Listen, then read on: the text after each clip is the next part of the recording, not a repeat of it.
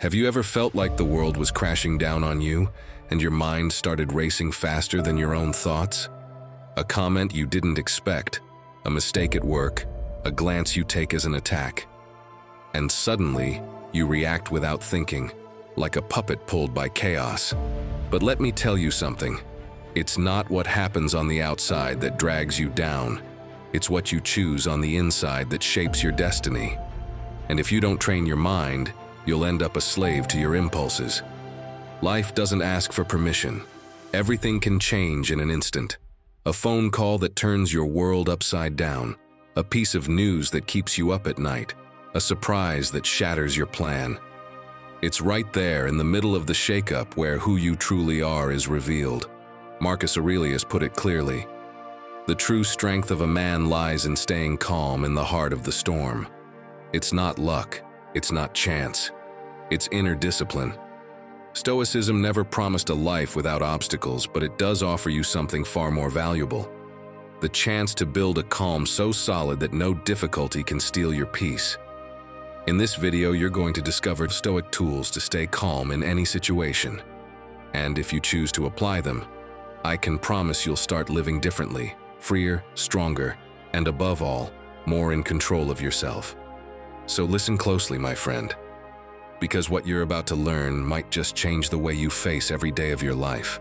They say there are two kinds of people: those who collapse when someone points at them, and those who stand so firm that the other person gets tired first. Daniel, for most of his life, was the first kind, and he didn't even know it. Daniel reacted to everything. If a car honked at him on the road, he'd yell back even louder. If his boss raised an eyebrow, he was already imagining he was about to be fired. If his partner stayed quiet for too long, he'd start an argument just to fill the silence. He was like a sandcastle in the middle of a storm. All it took was one wave to bring it crashing down. Until one Thursday, he finally realized. That day, he arrived late to the office, still with his heart pounding from a fight at home. His boss glanced at him and said, "We'll talk later." That was it. But Daniel felt like the world was collapsing on him. In his mind, he was already packing up his things, explaining to his mother that he'd been fired, calculating how he'd pay rent with what was left in his account. During the meeting, he couldn't hear a word. All he could hear was the pounding in his temples and the voice in his head saying, "You're about to lose everything." When his boss finally called him into the office, Daniel sat there tense, bracing for the blow. But what he heard was, "Relax. I just wanted to ask for your help on a project. I trust you." And right then, in that ridiculous moment, he felt something inside him break, because he realized that everything he'd suffered that afternoon hadn't come from the outside. He'd caused it himself. Nobody was attacking him. Nobody was destroying him, except himself. He left work dazed, wandered aimlessly, and ended up inside a small bookstore. He didn't know what he was looking for until, among dusty shelves, he saw a book with a nearly torn cover.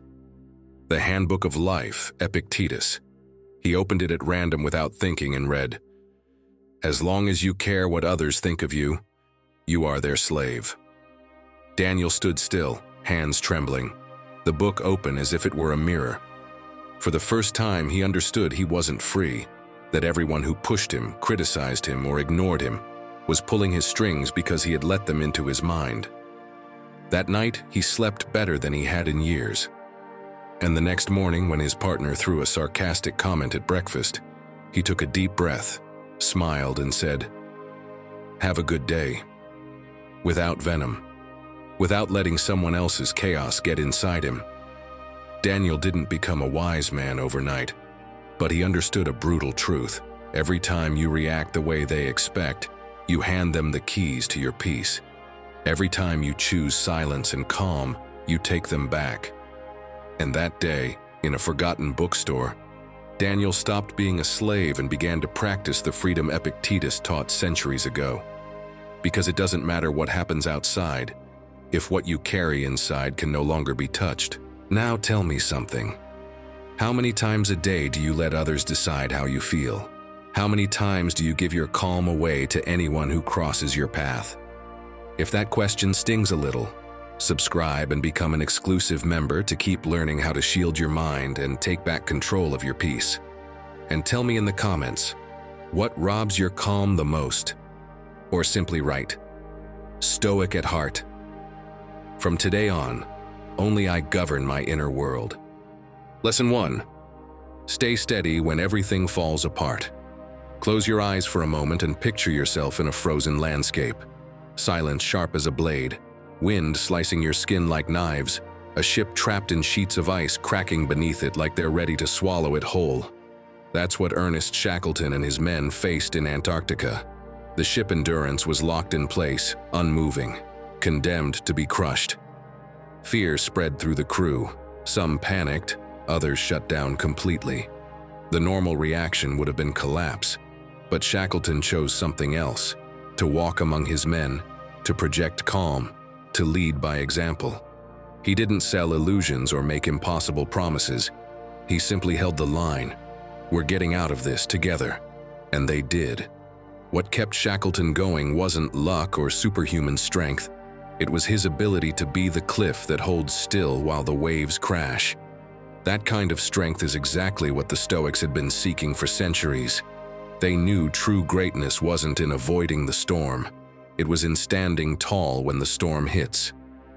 Marcus Aurelius wrote it with brutal clarity. Be like the rocky headland against which the waves break.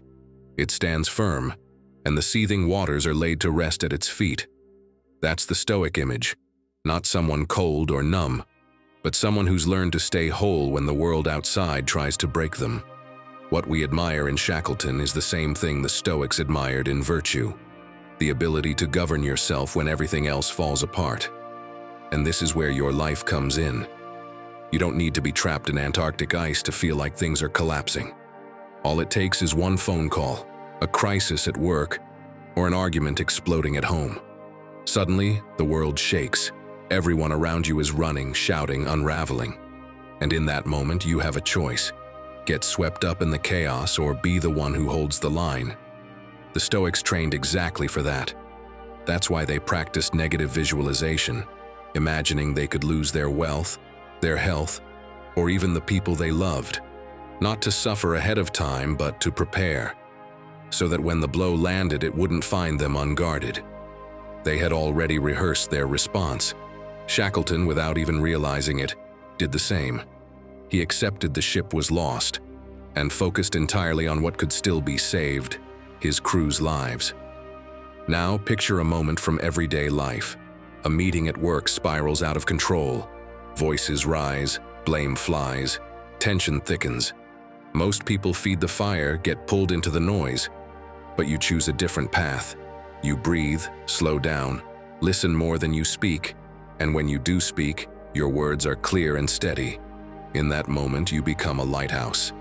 And others, even if they don't say it, begin to steady themselves around you. Calm doesn't mean passivity. It means strategy. The Stoics knew that mastering yourself was the first condition for influencing the world. Because tell me, how can you lead, inspire, or guide others if you're the first to lose control? Staying steady doesn't mean standing still. It means acting from a place where your emotions don't take the wheel. If you want to build that steadiness, start with small mental anchors. A phrase you repeat in moments of tension: I am not the chaos. I am the calm. It's not superstition. It's a trigger that resets your posture, your breath, your focus. Then train yourself to slow down in the storm. While others run, you measure every step. That doesn't make you slow. It makes you precise. And above all, remember, the storm always passes. No noise lasts forever. But the confidence you gain from holding your ground can last a lifetime. Shackleton survived because he chose to hold steady when everything seemed lost. The Stoics taught us to do the same, not just in extreme moments, but in everyday life. They refused to be dragged down by misfortune, criticism, or fear because they knew that within each of us, there's a space nothing and no one can reach unless we allow it. That is your refuge. That is your fortress.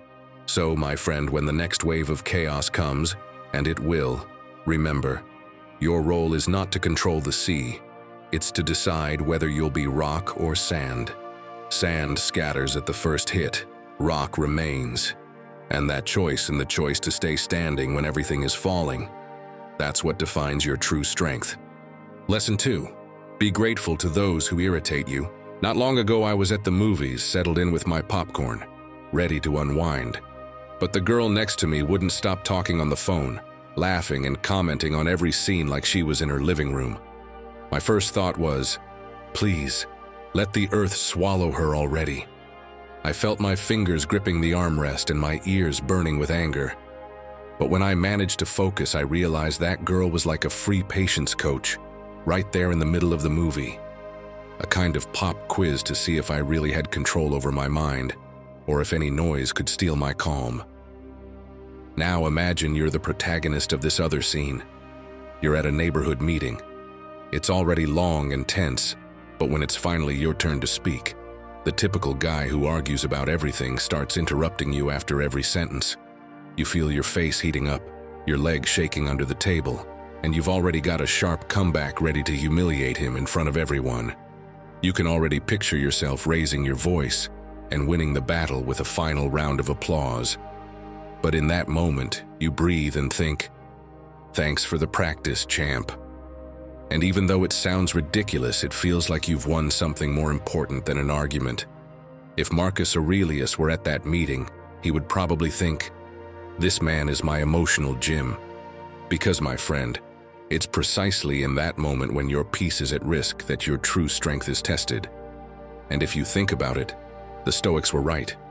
You can't control who crosses your path, but you can control how you respond. Epictetus put it very clearly when he said, "Difficulties are what show men who they are." So every person who gets under your skin is also showing you a part of yourself that you can still strengthen. It's not just an annoying neighbor or a rude girl at the movies. It's a mirror reflecting your weak spots so you can train them. So, do you want to turn your enemies into personal trainers? Start by noticing which part of you is getting triggered. Maybe it's your pride, thinking no one should speak to you like that. Or maybe it's your insecurity, feeling you're worthless if you don't win the argument. Or maybe it's just your impatience, your inability to tolerate someone else's pace. For example, next time someone cuts you off while you're speaking, ask yourself, which part of me feels attacked? Then, change the question you're asking yourself. Instead of, why are they doing this to me?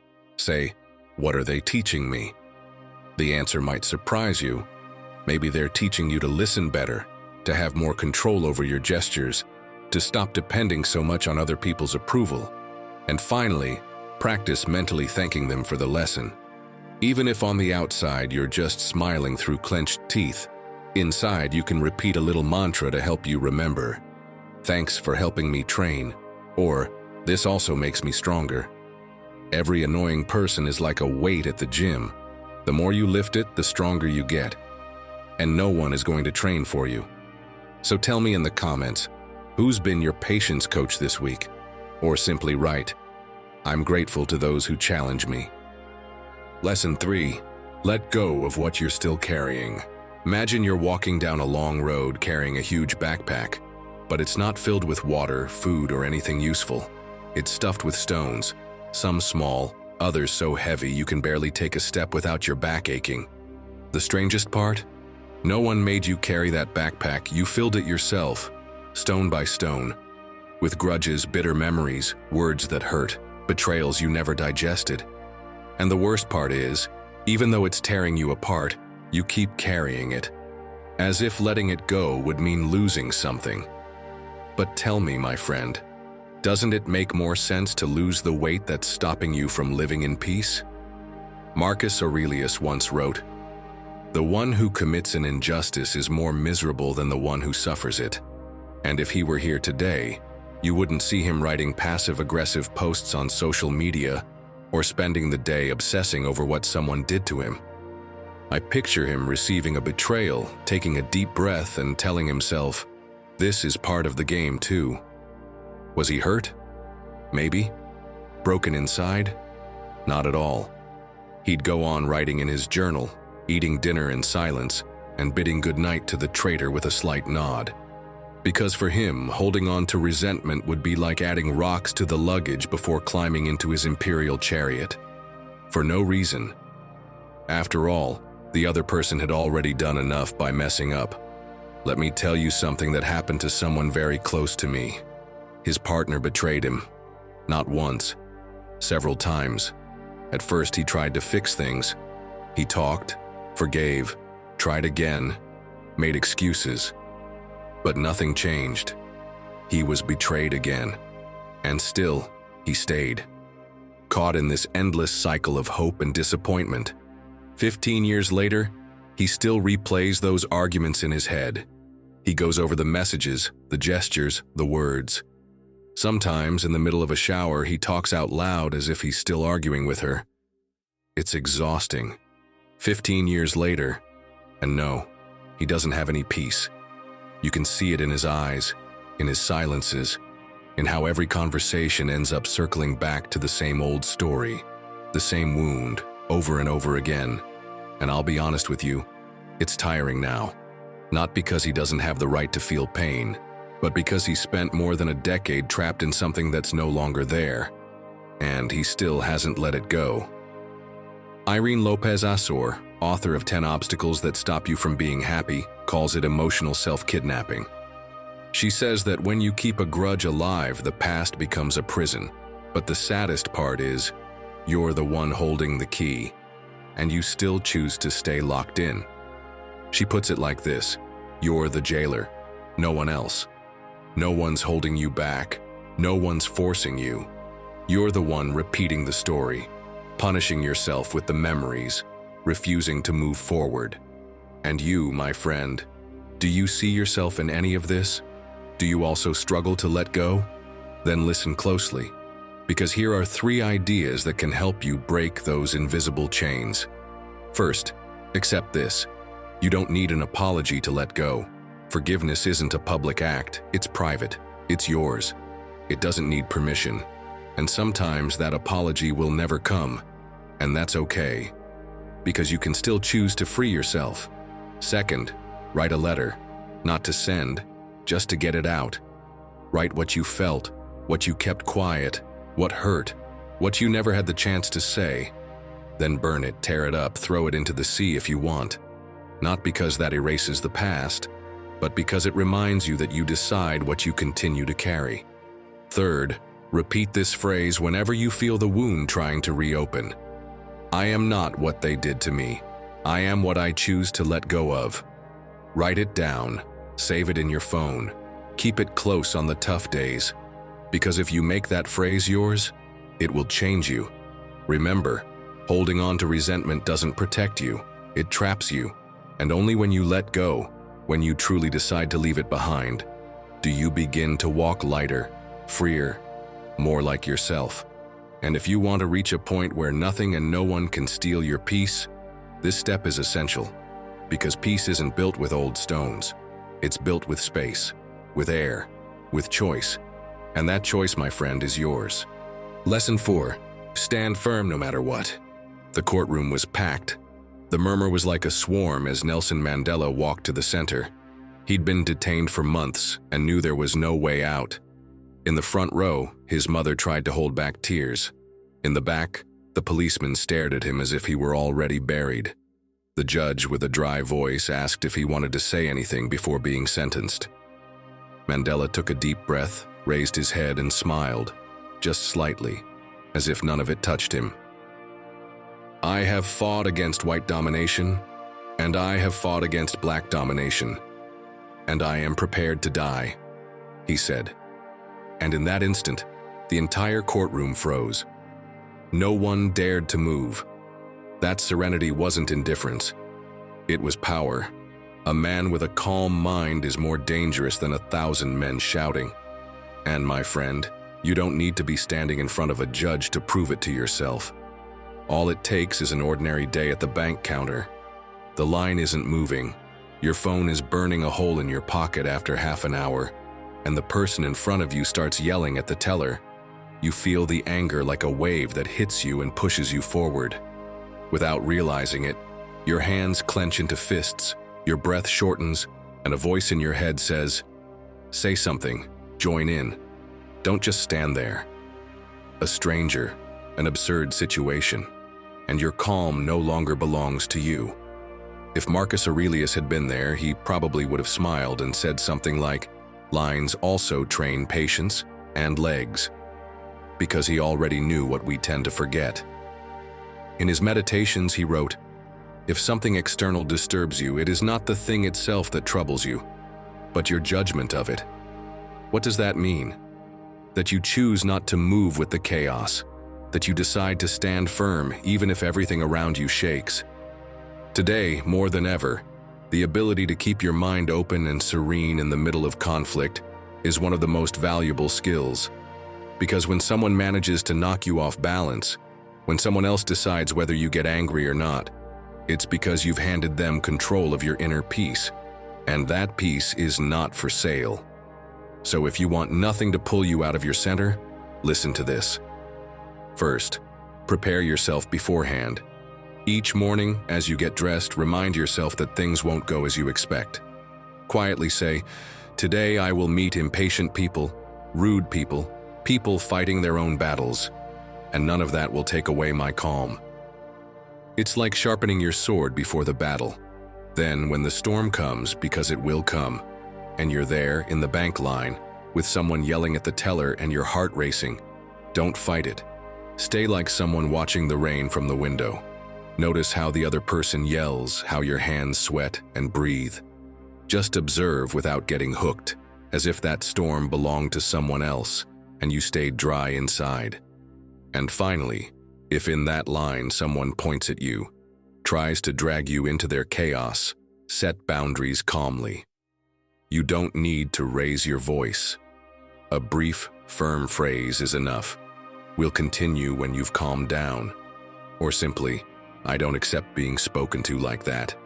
Said with serenity, that sentence is stronger than any shout. The storms won't stop coming. But the question isn't whether it will rain. It's whether you'll be the umbrella or the puddle. And when you learn to master your anger and your anxiety, nothing and no one can snatch away your calm or flood your inner peace.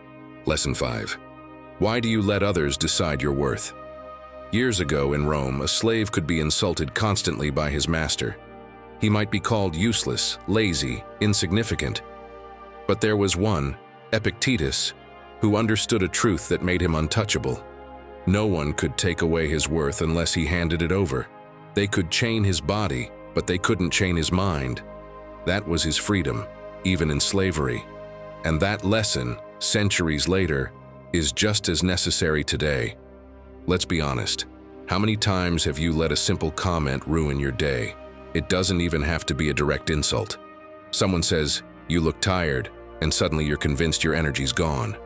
Or, "That shirt is interesting," and now you never want to wear it again.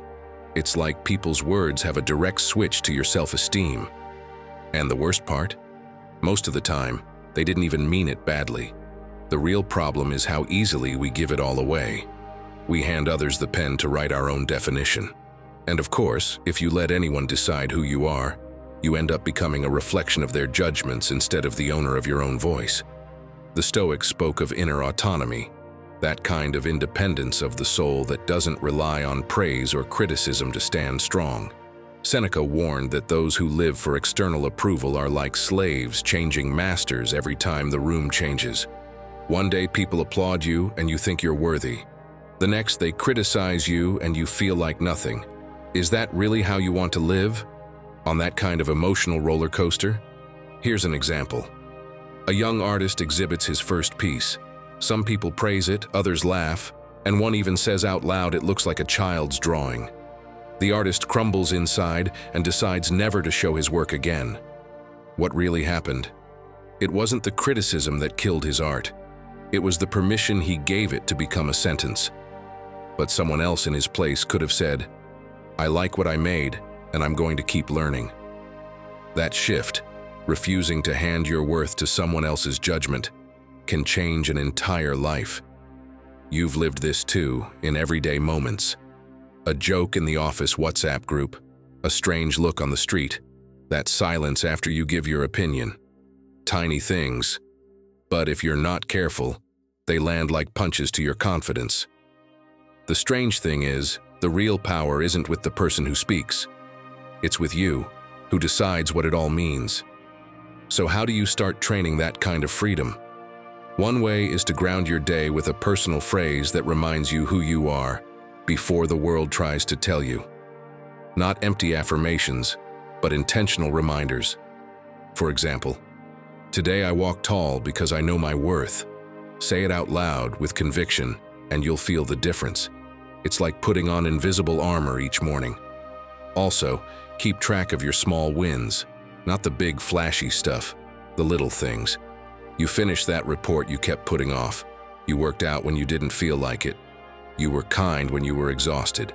Every night, write down 3 of those wins and say to yourself, "This counts too." Over time, your mind builds up an internal library of proof. So when a harsh comment comes your way, it won't land in an empty space. It'll hit a fortress full of evidence.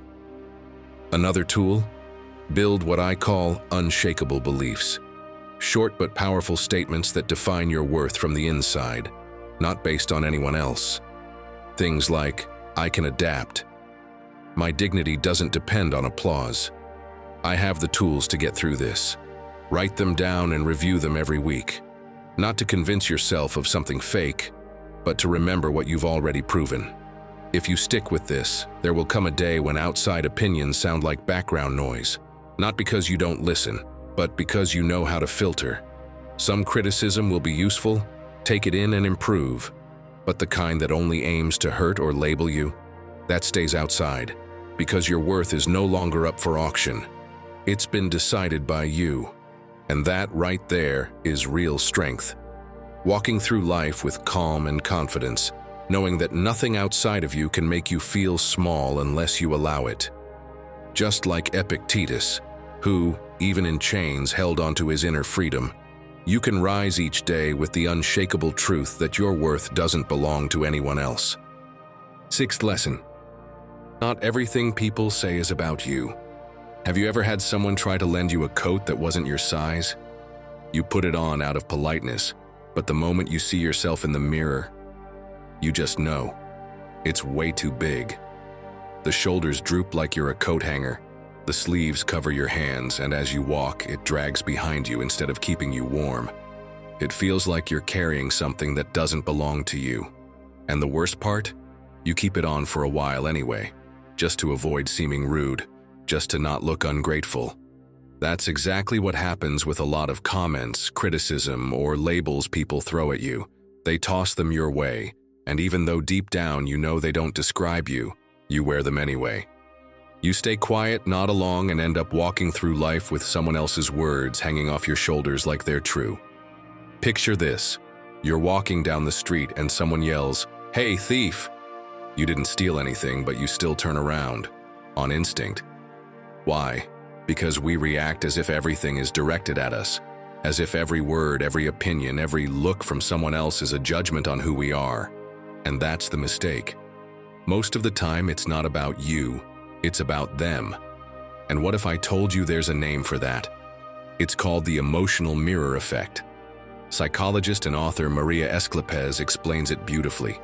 According to her, what people say about you is often less of a judgment and more of an unspoken confession about themselves. When someone calls you selfish, maybe they're the one struggling to set boundaries. When they say you're moving too fast, maybe it's their fear talking. And once you understand that, my friend, half the conflict is already neutralized. Epictetus also said it, centuries earlier, and just as clearly. What disturbs people is not things, but their opinions about things. Don't you think he was right? It's not what they say that shakes your calm. It's what you do with their words. If you believe them, they trap you. If you let them go, they can't touch you. One of my favorite examples of this is the British writer William Hazlitt. In the early 1800s, he got slammed with a brutal newspaper review. They called him mediocre, outdated, and pretentious. His friends were outraged. They told him he had to respond, that he couldn't let that attack slide. But Hazlitt paused for a moment and simply said, "It's not for me." He didn't even read the full review. Later he explained, It was an opinion, not a truth. If I accept it, I give it power. If I don't, it's just ink on paper. And he lived by that phrase for years. It's not for me.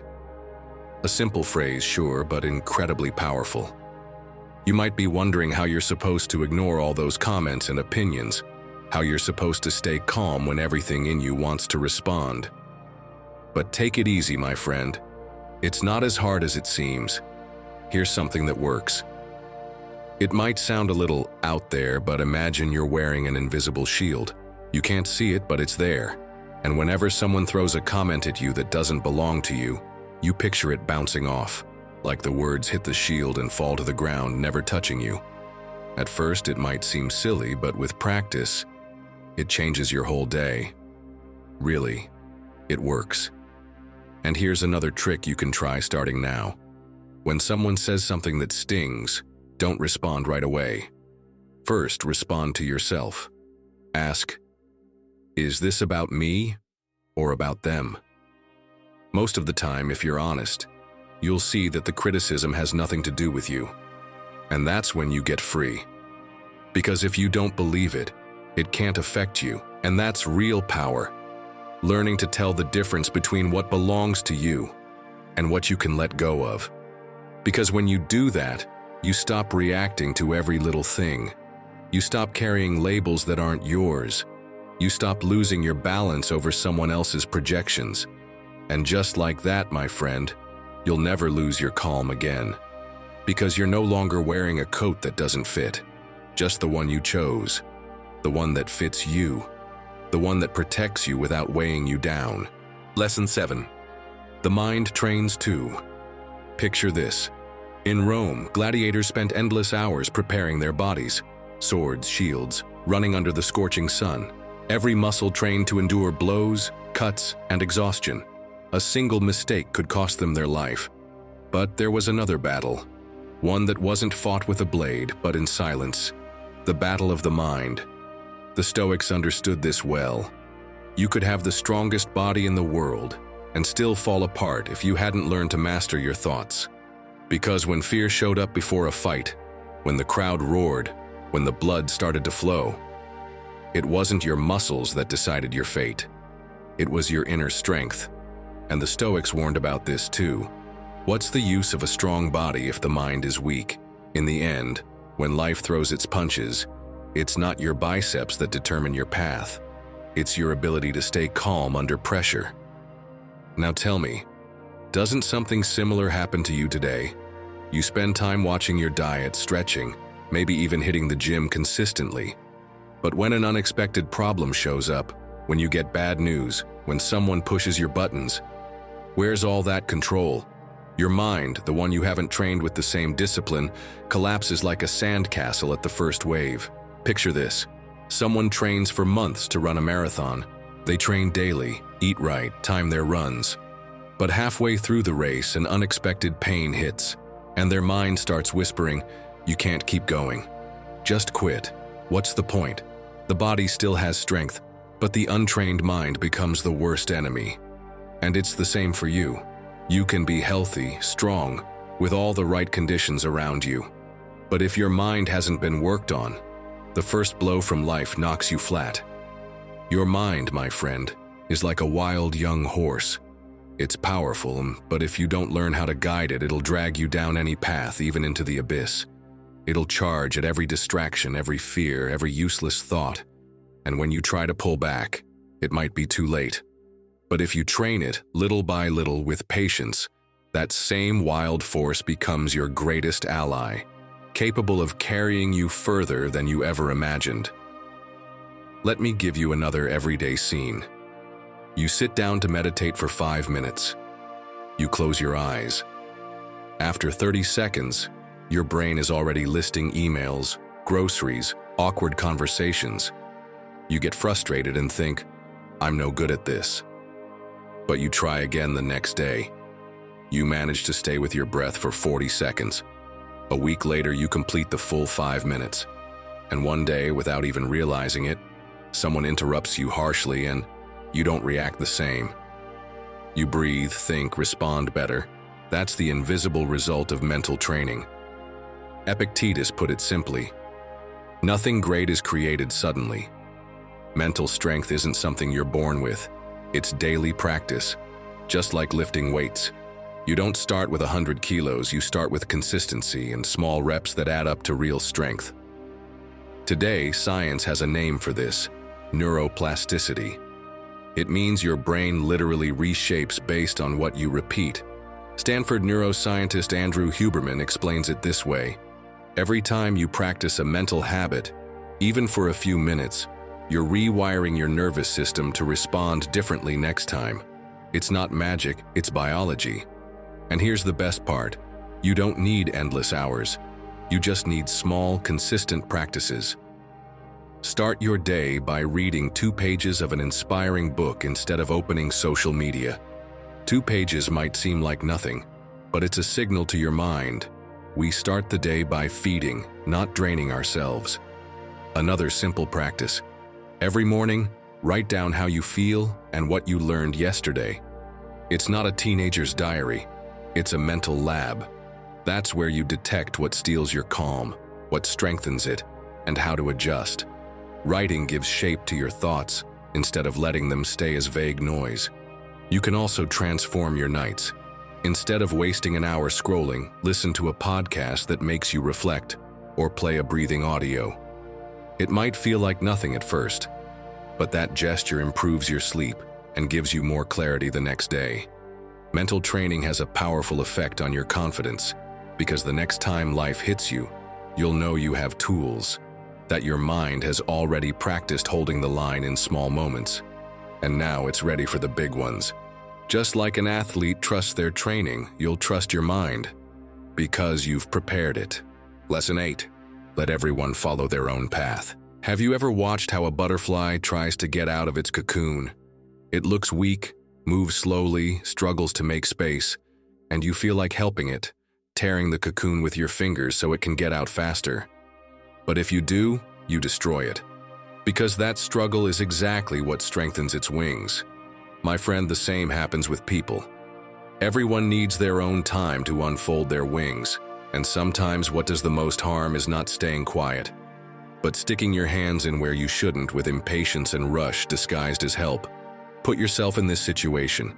Your best friend is dating someone who's no good for him. You know it, you can see it clearly, and it drives you crazy that he doesn't. You've already told him 1,000 times that this relationship is sinking him. One afternoon, after yet another argument, he looks at you with cold eyes and says, "Leave it." I know what I'm doing. You just stand there, heart burning, stomach twisted, that bitter feeling of helplessness swirling in your head as you walk home alone. That night, you catch yourself wondering if maybe you've been pushing his cocoon before it's ready. If your need for him to change isn't stronger than his need to learn on his own.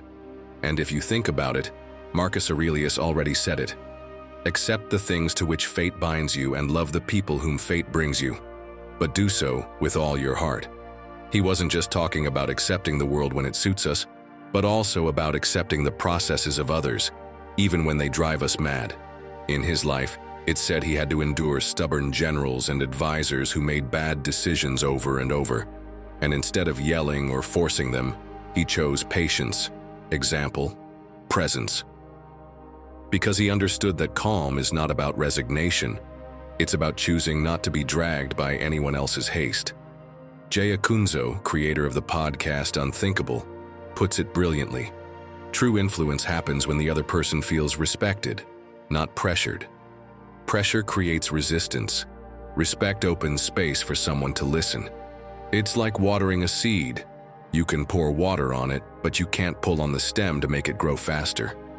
So, my friend, next time you see someone making a mistake, breathe and remember, it's not your battle. If you want to help, lead by example without lectures, like someone who lights a candle in the dark and waits for the other to choose to look at it. Listen without interrupting, even if your blood is boiling inside, and let them feel that. When they're finally ready to take a step, you'll be there. And in the meantime, tend to your own garden, keep your composure, and let them bloom at their own pace. Even if the path they choose looks like the clumsiest in the world to you, in the end, Keeping calm also means letting go of the need to control other people's timing. Let everyone follow their own path, because wings that unfold by choice are the only ones that truly know how to fly. Ninth lesson: stay quiet when it's hardest. Oh, look who finally showed up on time, a miracle. Wow, you really know how to pick an outfit on for sleeping. Of course, nobody expects anything from you, because you're not worth expecting anything from. Sound familiar? We've all been hit with lines like these, and the worst part isn't hearing them. The worst part is letting them steal your calm. It happened to me too. At a family dinner, between laughter and plates being passed around, my uncle, with his mouth full of bread, blurted out in front of everyone, "No wonder you don't have a partner with that personality. Who could stand you?" I felt my blood shoot up like a rocket. I already had a comeback about his third divorce right on the tip of my tongue. But I took a breath, stood up, and went to serve myself more salad without saying a word. The silence stung more than any insult. You could hear the clinking of cutlery and see people's eyes awkwardly looking away while I kept chewing my lettuce with my head held high. Now imagine this happens to you. You're in the middle of a wedding. Your partner, in front of your friends, throws a sarcastic jab because you arrived late. Of course, always have to wait for you, as usual. Everyone laughs, some nervously. You feel your face burn, your palms sweat, and the urge to fire back with something just as cruel, to humiliate them right there. But instead you choose to stay quiet, raise your glass with a faint smile, and look at them calmly. That pause, that controlled coldness, unsettles everyone more than a shout ever could, because in that moment you didn't just stay centered. You left the other person dangling in their own poison. Marcus Aurelius understood this better than anyone. He said, "Everyone acts according to what they know and who they are. Don't get angry, have compassion." And he didn't just say it to sound virtuous, he practiced it in war, in the Senate, in his daily life. When someone shouted at him, accused him, or betrayed him, he looked them in the eyes, breathed, and let them drown in their own noise. Because he understood that silence isn't submission. It's a strategy to keep yourself from being dragged into someone else's mud. And you too can learn to master your mind and emotions so nothing and no one can steal that calm or rule your inner peace. So, my friend, next time the words burn in your throat, try this. A conscious silence, 5 to 7 seconds, before you respond. That pause isn't just any pause. It's a stoic silence, so firm that the other person starts to hear themselves and feel uncomfortable. It's like holding up a mirror without saying a thing. If you still feel the fire inside and your jaw trembling, look at them calmly and ask in a soft voice, "Could you repeat that?" Very few people can repeat an insult in the cold light of day, and those who do only expose themselves. If you want to go a step further, throw a question that confronts them without aggression but with intent. "Did you say that to offend me?" Or, "How did you want me to feel when you said that?" Or even, "Does saying that make you feel better?" You'll see them lower their gaze, stammer, falter, because they weren't expecting you to keep control. My friend, silence used at the right moment isn't weakness, it's mastery. And when you manage to use it right when it hurts the most, you discover that no one can drag you into their chaos or rule your inner peace. That, my friend, is what makes you immune to anger and anxiety. Lesson 10. Embrace what you're meant to live. Do you know one of the biggest sources of suffering? It's not what happens, it's the resistance to what happens. That internal fight against reality, as if struggling with it could somehow make it go away. A plan gets canceled, someone changes their mind, something doesn't turn out the way you hoped. And there you are, feeling like the world owes you an explanation. But let me tell you something uncomfortable. Life has no obligation to match your plans, and as long as you believe it does, your calm will always be at risk. As the Stoic sages often reminded us, the real trap isn't what happens on the outside, it's our insistence that it should have gone differently. That resistance is what turns every setback into suffering. Seneca said it bluntly. What hurts us is not the events, but the opinion we have about them. And he was right. Rain doesn't ruin a day by itself. It's the thought, "It shouldn't be raining right now," that spoils it. Losing a job isn't what breaks you. It's the thought, "This can't be happening to me." That difference, as small as it may seem, is what separates those who collapse from those who keep going. Picture yourself as a bamboo stalk in the middle of a typhoon. The wind howls with all its force. The rigid trees snap in half. But you bend, you yield, you move with the wind, and you survive. You didn't break because you didn't resist the inevitable. And once the storm passes, you stand tall again, stronger than before. That's the Stoic mindset, not blind resistance, but intelligent adaptation. To see it more clearly, think of James Stockdale, the pilot who spent over 7 years as a prisoner in Vietnam. Tortured, isolated, facing an uncertain future. How did he manage to hold on? By accepting the reality he had to live without falling into self-pity. He didn't pretend everything would be better tomorrow, but he also didn't drown in victimhood.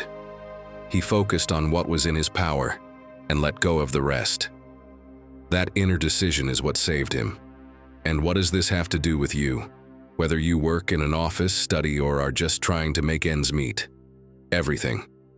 Because even if you're not in a cell, you also face unexpected storms. A job change, a breakup, an illness, a plan that falls apart with no warning. And right there, just like Stockdale, you get to decide, will I waste energy fighting the inevitable, or will I accept it and move forward? Acceptance is not the same as giving up. Giving up is throwing your hands in the air and letting life drag you around. Acceptance is looking reality in the eye and saying, all right, this is here. Now what do I do with it? It's an active stance, not a passive one. The Stoics practiced a daily exercise you can start using too. Premeditation of adversity. Marcus Aurelius did it every morning. He'd think, today I will meet ungrateful, arrogant, envious people. It wasn't pessimism, it was preparation. So when it happened, he wasn't shocked or thrown off. You can do the same. Before your day begins, think, it might rain, someone might disagree with me, something might get canceled. And if it does, you were ready. Another tool is using anchor phrases. When something unexpected happens, repeat to yourself, this is what's here. Just 5 words, but they bring you back to the present. They interrupt that urge to fight what can't be changed. And from there, you can ask yourself, what's the next step that depends on me? Even in small things, you can train this mindset. If the supermarket line is slower than usual, instead of getting annoyed, use the time to observe your surroundings or mentally go over your day. If someone is late to a meeting, take the moment to read a few pages, listen to music, or just breathe. It's not about forcing yourself to enjoy it. It's about not wasting energy fighting the inevitable. Over time, something surprising happens. When you accept what you're meant to live, the weight you were carrying starts to feel lighter. Not because reality changed, but because you stopped carrying the second burden, the internal struggle. You walk through life freer, with less resistance. So my friend, understand this. Calm doesn't come from a world without problems. It comes from a mind that learns to flow with them without getting lost. That's what makes you unshakable from the inside out. Lesson 11. Don't lose what matters most just to be right. I'm sure this has happened to you. You're arguing with your partner. You know you're right, you prove it, you explain your point. You finish it off with a C, backed by pure logic. And right at that moment, instead of feeling relief, you feel something break. Not in your argument, but in your connection. There's a weird silence. It doesn't feel like victory. It feels like loss. And then you wonder, was it really worth it? Spoiler, it wasn't. Because winning an argument doesn't always mean you come out ahead. Sometimes the cost is harmony, trust, or even the bond with someone you care about. And in that moment, no matter how solid your reasoning was, you end up losing more than you realize. Seneca said it loud and clear. There's no greater sign of weakness than insisting on a pointless victory. And he was right. Because when your only goal is to be right, you become a slave to your ego. You don't listen to understand. You're just waiting for your turn to strike back. And the worst part is, while you're winning the debate, your calm walks right out the door. Not long ago, a friend shared something with me that still weighs on him. He argued with his sister over Christmas dinner times, a silly thing according to him. But it spiraled into accusations, old grudges, and that I'm right energy that seems harmless, until it destroys everything. That night he ended up eating alone, not because plans changed, but because the argument tore the affection apart. They didn't speak for 3 months, and even though there were efforts to reconnect, things never quite went back to how they were. He told me with his eyes lowered. I was right, he said, but I lost something I haven't been able to get back. And that sentence, my friend, should make us all think. Because yes, maybe he was right, but he also had a cold meal, a quiet house, and a relationship that came undone because he didn't stop in time. Seneca talks a lot about these kinds of conflicts. He says many of our arguments aren't really with others. They're with our own pride. That what we really want is for the other person to admit they were wrong, not for justice, but to feed our need for validation. The worst part? Sometimes your peace doesn't need more proof. It just needs you to stay quiet, to let go of the urge to prove something and start focusing on what truly matters. That's why I recommend something simple for the next time you find yourself in the middle of a heated discussion. Instead of going further, ask yourself, do I want to be right or do I want to be okay? Because often you can't have both. And if the person you're arguing with matters to you, lower your voice, literally. Soften not just the volume but the intention, and turn up your empathy. Try to see what's behind their words, because most of the time what sounds like an attack is actually a hidden wound. Here's another thing that works really well. Make a deal with yourself that you'll only speak once you're calm, not while your ego is yelling. Sometimes waiting 15 minutes, going for a walk, or simply breathing shifts your whole perspective, and what you were about to say in anger suddenly doesn't seem so urgent, or you say it differently, with more love, more clarity, more true strength. In the end, it all comes down to this. No one remembers exactly what was said during a fight, but everyone remembers how you made them feel. So choose your battles wisely. Choose when to speak and when to let go. Because when you do that, my friend, you don't just avoid a pointless argument. You become unshakable on the inside.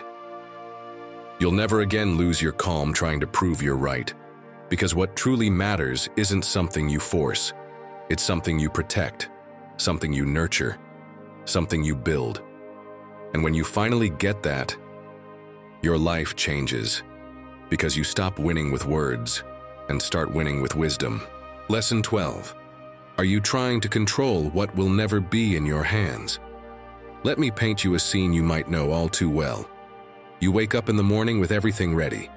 You picked out your clothes the night before, planned your route to work to avoid delays, even chose the perfect podcast to inspire you on the way. You feel like you've got it all under control, but then the bus is 10 minutes late, or someone cuts you off in traffic, and suddenly your calm shatters like glass hitting the floor. Your mind flares up with frustration, your body tenses, and before you know it, it feels like the entire day is already ruined. The strange thing is, it wasn't the delay or the car that wrecked your mood. It was your obsession with having things go exactly according to plan. It's like you expected life to follow your personal script. No errors, no surprises. But life doesn't work like that. Marcus Aurelius said it clearly. If you're distressed by anything external, the pain is not due to the thing itself, but to your estimate of it. What does that mean? That the problem isn't traffic or rain or a snarky comment from a coworker. The problem is what you decide to think about it. And that, my friend, is something you do control. Picture someone shouting commands at the wind. Blow slower, go the other way, don't mess up my hair. Ridiculous, right? But that's exactly what we do every time we try to control how others behave, how things should go, or even how someone else should feel. It's a pointless effort, trying to fight forces that will never obey. I had to learn this the hard way. One summer I planned a boat trip with friends. I had it all lined up, the route, the food, even a sailor-themed playlist for the ride. But that day, The sea was too rough. I started calling the company, begging to reschedule, asking if they could take us to another area. I spent hours in a state of tension, as if my complaints could calm the waves. In the end, the trip was canceled, and me, exhausted from fighting the impossible, ended up improvising a beach picnic. You know what happened? That unplanned, boatless, off-script day became one of the best memories of that summer. Epictetus would have summed it up in a single line. It's not things that disturb us, but our opinions about things. And he knew what he was talking about. Born a slave living under severe restrictions, he still taught that real freedom doesn't come from your external circumstances. It comes from your mind. If someone like him could accept what wasn't in his hands, then how can you and I not try to do the same in our daily lives? And this isn't just ancient philosophy. Modern science backs it up. Neuroscientist Maya Shankar calls it cognitive adaptation. She dreamed of becoming a professional violinist, but an injury stole that future from her in seconds. Instead of collapsing, she rebuilt her path and is now a leading voice in the psychology of change. Her conclusion is clear. It's not about avoiding the unexpected. It's about training your mind to bend without breaking when life doesn't follow your script.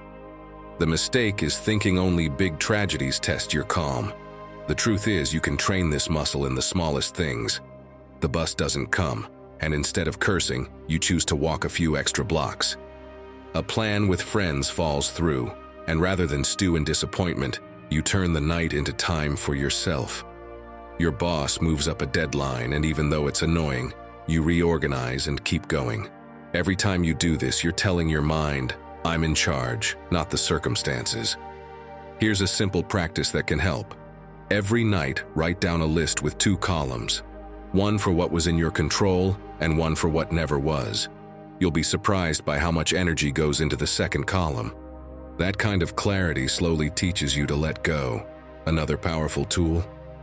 A conscious pause. When you feel frustration rising, stop, breathe, and remind yourself, it's not the event, it's my judgment. That phrase from Epictetus is like an anchor that brings you back to the present. And remember this, staying calm doesn't mean becoming cold and indifferent. It means having the wisdom to let go of what's not in your hands and the strength to act on what is. Because if you can't control the sea, then why not learn how to sail it? In the end, the difference between the person who sinks in chaos and the one who keeps moving forward isn't the absence of problems. It's the attitude they bring to them. And that attitude, my friend, is always in your power. Lesson 13. Good or bad, you decide. Not long ago, a friend of mine missed his flight because he overslept. He arrived at the airport red with rage, slamming his hands on the counter, cursing his luck, almost yelling at the attendant. His eyes blazing, he kept saying it was the worst day of his life, that nothing ever went right. He spent quite a while pacing around the terminal like a volcano about to erupt. A few hours later, while he sat at the airport restaurant, his coffee cold and his gaze empty, he heard on the news that his flight had suffered a serious mechanical failure and passengers had to be evacuated in an emergency. In that moment, he froze, the cup halfway to his mouth as if someone had extinguished the fire inside him. He lowered his shoulders, sighed, and murmured to himself, "So, was it really bad? And tell me, my friend, how many times has something like that happened to you? Imagine tomorrow your boss calls you into the office and tells you you're fired. Your heart drops to your feet, and you think it's the worst moment of your life. But a few weeks later, you find a better job, one you wouldn't even have looked for if you hadn't been fired. Or you start your own business and discover you've never been so happy or so free. So, was it really bad? Or was it the push you needed? The other day I read something by the macro wizard, and it made me smile because it was so simple and true. He said something like, if there's no reason to feel good, then there's no reason to feel bad either. And it's true. Your mood doesn't depend so much on what happens outside as on how you interpret it. If you decide to see it as a catastrophe, it will be. If you choose to see it as an opportunity, it will be. For the Stoics, this idea, that nothing is good or bad in itself, wasn't just a nice phrase for a poster. It was a daily practice, almost a mental workout. Marcus Aurelius, for example, started each morning with a kind of dress rehearsal for what might go wrong. He told himself he would surely meet someone ungrateful, rude, envious, unjust that day, and that none of it had to steal his peace. That way, when the offense or bad news came, he wasn't surprised. He was already prepared to see it for what it was, neutral, and then he could choose his reaction. So the next time something shakes you, ask yourself, what would a Stoic think about this? Would he see it as good or bad? Just that already shifts your perspective, because it forces you to step out of the drama and look calmly. But careful. It's not enough to understand this in your head. You have to train it, like any muscle. So here's a little practical exercise, simple but powerful, that I practice myself. The good or bad journal. Every night at the end of the day, take a notebook and write down 2 situations that annoyed or frustrated you. Maybe a coworker interrupted you in a meeting. Maybe someone arrived late and made you wait. Maybe a proposal was rejected. Whatever it is, write what you felt in that moment and what story you told yourself about it.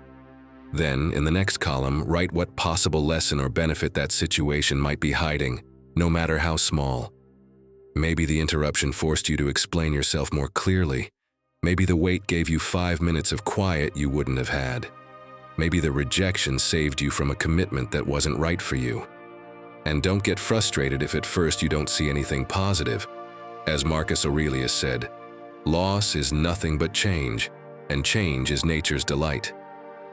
Sometimes the lesson takes time to appear, but just looking for it is already reprogramming your mind to stop reacting as a victim and start acting as the master of yourself. Finally, whenever you think something bad is happening to you, repeat this phrase in your mind. This story isn't over yet, because it's not. The ending might turn out completely different from what you imagine now. Little by little, you train your eyes to see beyond the surface, to stop labeling things as good or bad right away, and let life surprise you with its wisdom. Because in the end, things are like clay. You can see it as dirt, or as the material to shape something new. Lesson 14. Gratitude puts out the fire of anger. Yes, I know. You've heard about gratitude 1,000 times. You're tired of people telling you to just be more grateful, like it's a magical solution for everything. But hold on, don't leave just yet. Because today, I want to show you gratitude in a way you may have never considered. Not as a pretty phrase to write in your journal, but as a real tool to make sure you never explode from anger again. Like an emotional fire extinguisher you've been carrying in your pocket, even if you don't know how to use it yet. Picture yourself in the middle of an argument. You're boiling, your blood's racing, your muscles are tense, and every part of you is screaming to fight back, to defend yourself, to win. But right then, you do something that seems absurd. You think about how lucky you are to have your health, to have someone to argue with, to have yet another chance to learn how to respond better. It might sound ridiculous, but that small shift in focus can put out the fire before it burns everything down. Suddenly the anger drops, your body relaxes, and your mind takes back control. Not because the problem disappears, but because you're no longer standing in the flames. And no, I'm not just making this up. It's what psychologist and author Marian Rojas Estapé calls the focus effect. Wherever you place your attention, that's what grows. If you focus on what annoys you, what you lack, or what's unfair, that's exactly what will fill your mind. But if instead you train your gratitude muscle, you access a state of calm that shields you from unnecessary anger. In fact, recent studies show that practicing gratitude activates areas of the brain linked to emotional regulation.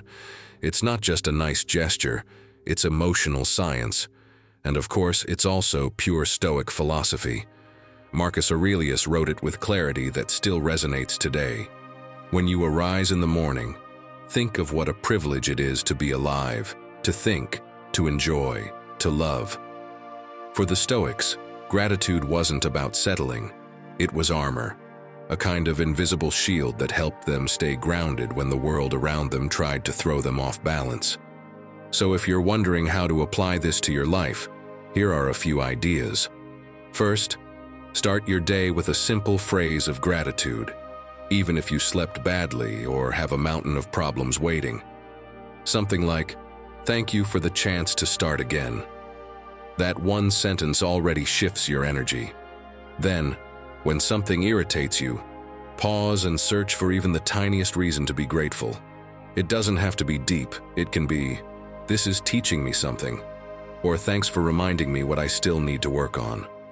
And for the days when that's not enough, create an emergency list on your phone, a list of things that remind you of the good in your life. Read it anytime you feel like you're about to snap. Because sometimes, remembering what you do have is the best antidote for what's hurting you. My friend, anger is like fire, but gratitude is like water.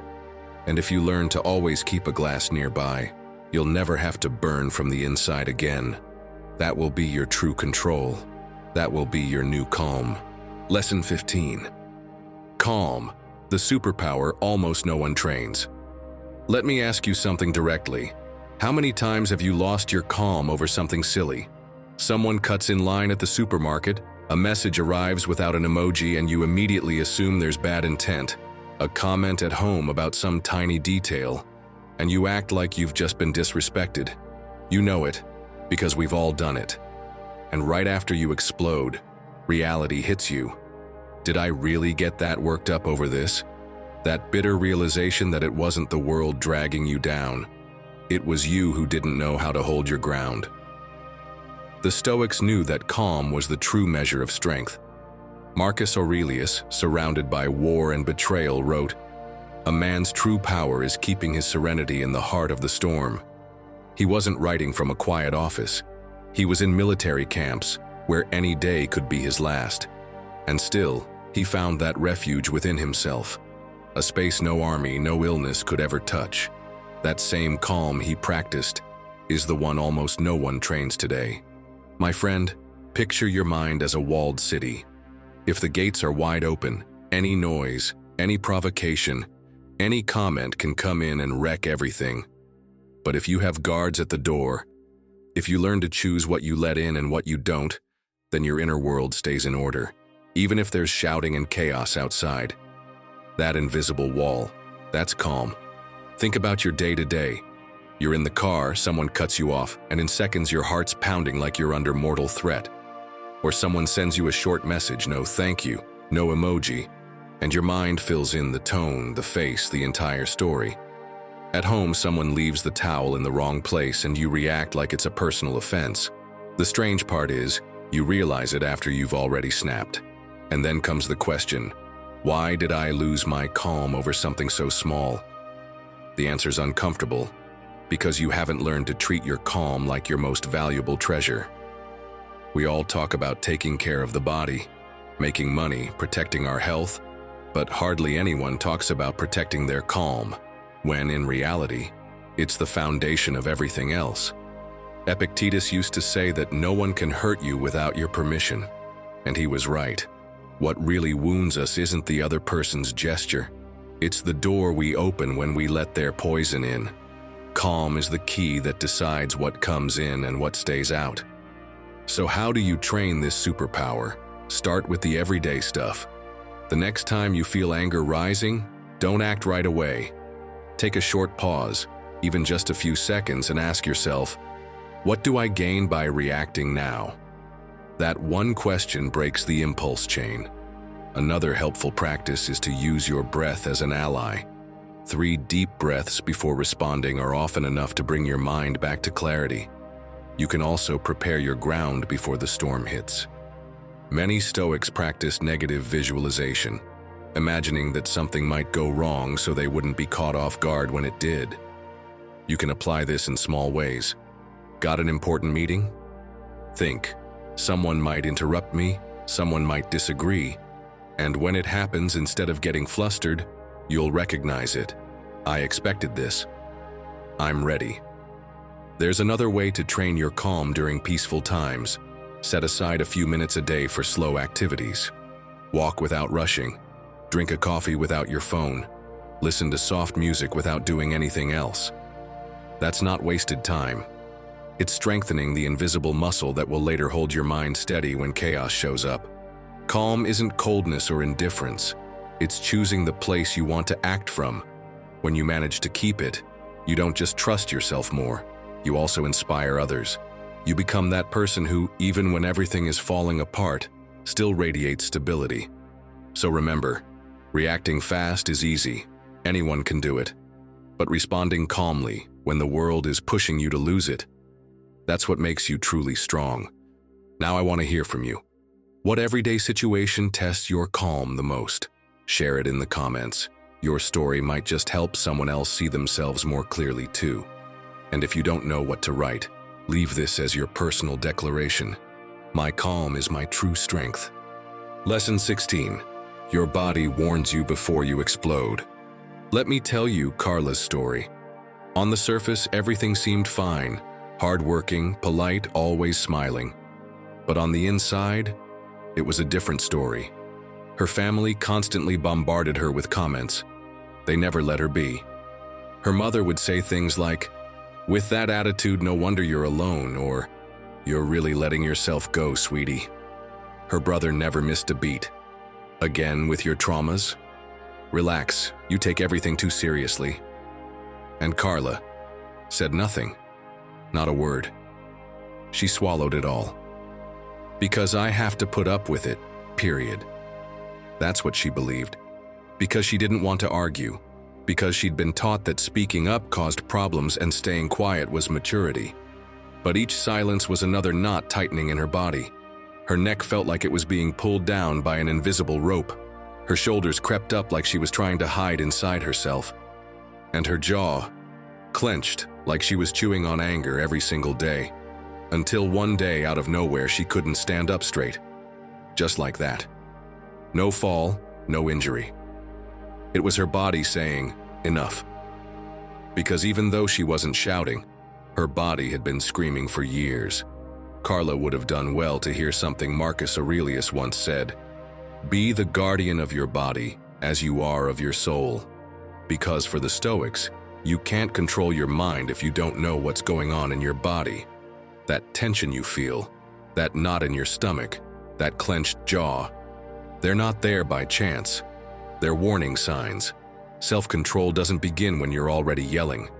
It begins much earlier when your body is telling you that something's not right. Now put yourself in this situation. You're in a meeting. Someone cuts you off while you're speaking, once, then again, and you smile. But underneath, your shoulders tense, your breathing quickens, your brow begins to tighten. You haven't said a word yet, but your body's already gone into battle mode. Your jaw starts to clench, your shoulders get stiff, your breath turns shallow. It's like you're a Formula One car, your body is the dashboard. And those warning lights? They're signals. Ignoring them is like speeding down the track with your engine overheating. What happens then? You blow up. But don't worry, it happens to all of us. And yes, there are solutions, I'm not saying it's easy. But if you learn to tune into your body, losing your cool won't be a problem anymore. Ever again. Want to train that skill? Here are a few simple things that have worked for me. First, when you feel something starting to throw you off, do a quick body scan. Ask yourself, how am I breathing? Where am I holding tension? Just asking that pulls you out of autopilot.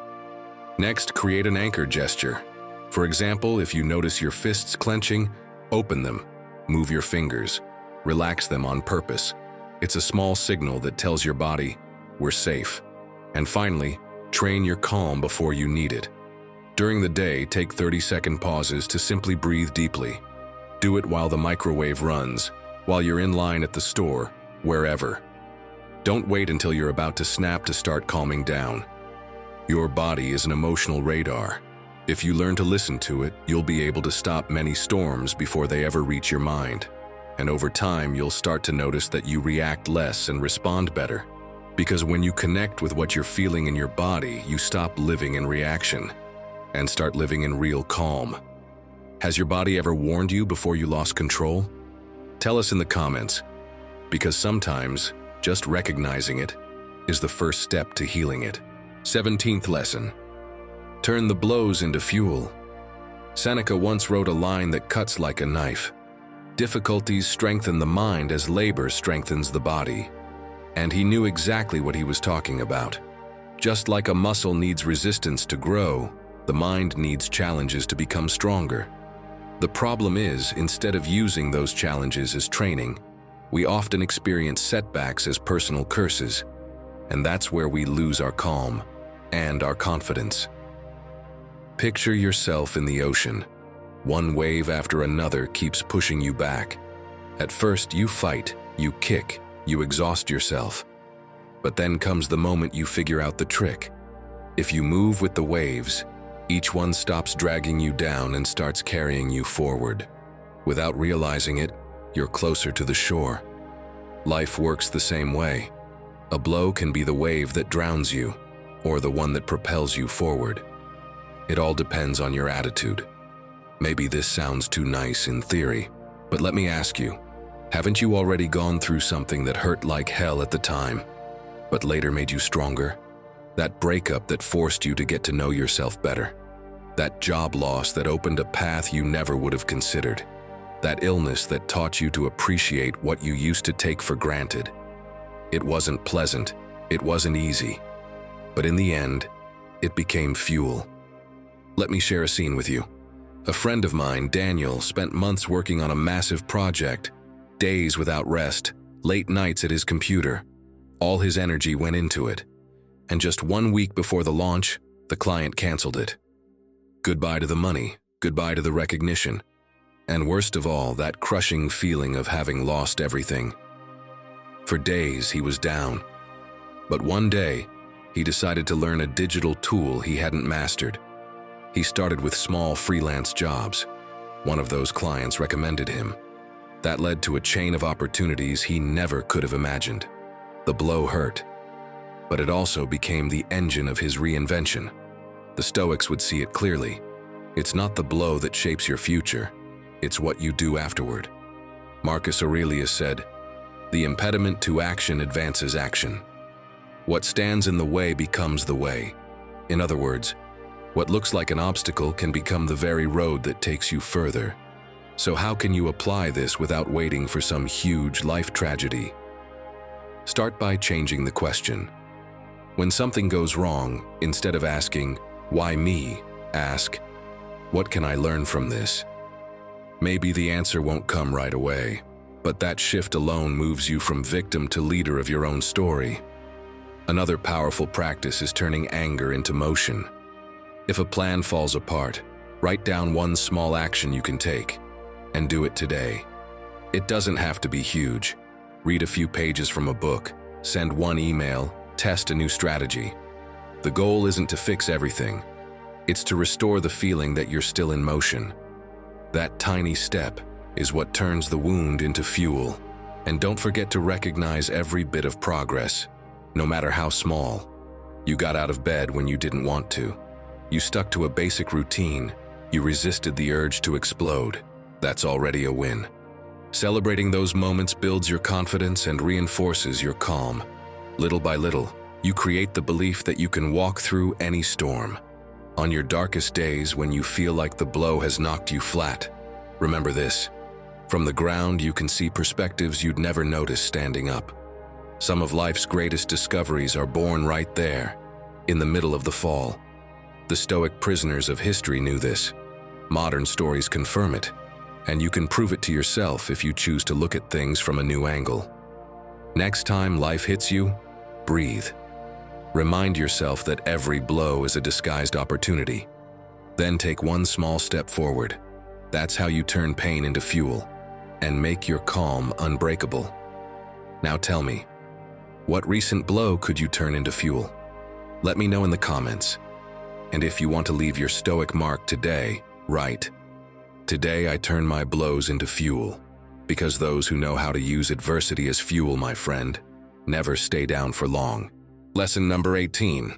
Why do you really get angry? Imagine you're walking around with an invisible checklist stuck to your forehead. People must respect me. They must respond politely. They shouldn't interrupt me. They should acknowledge my effort. No one else can see it, but you've got it crystal clear.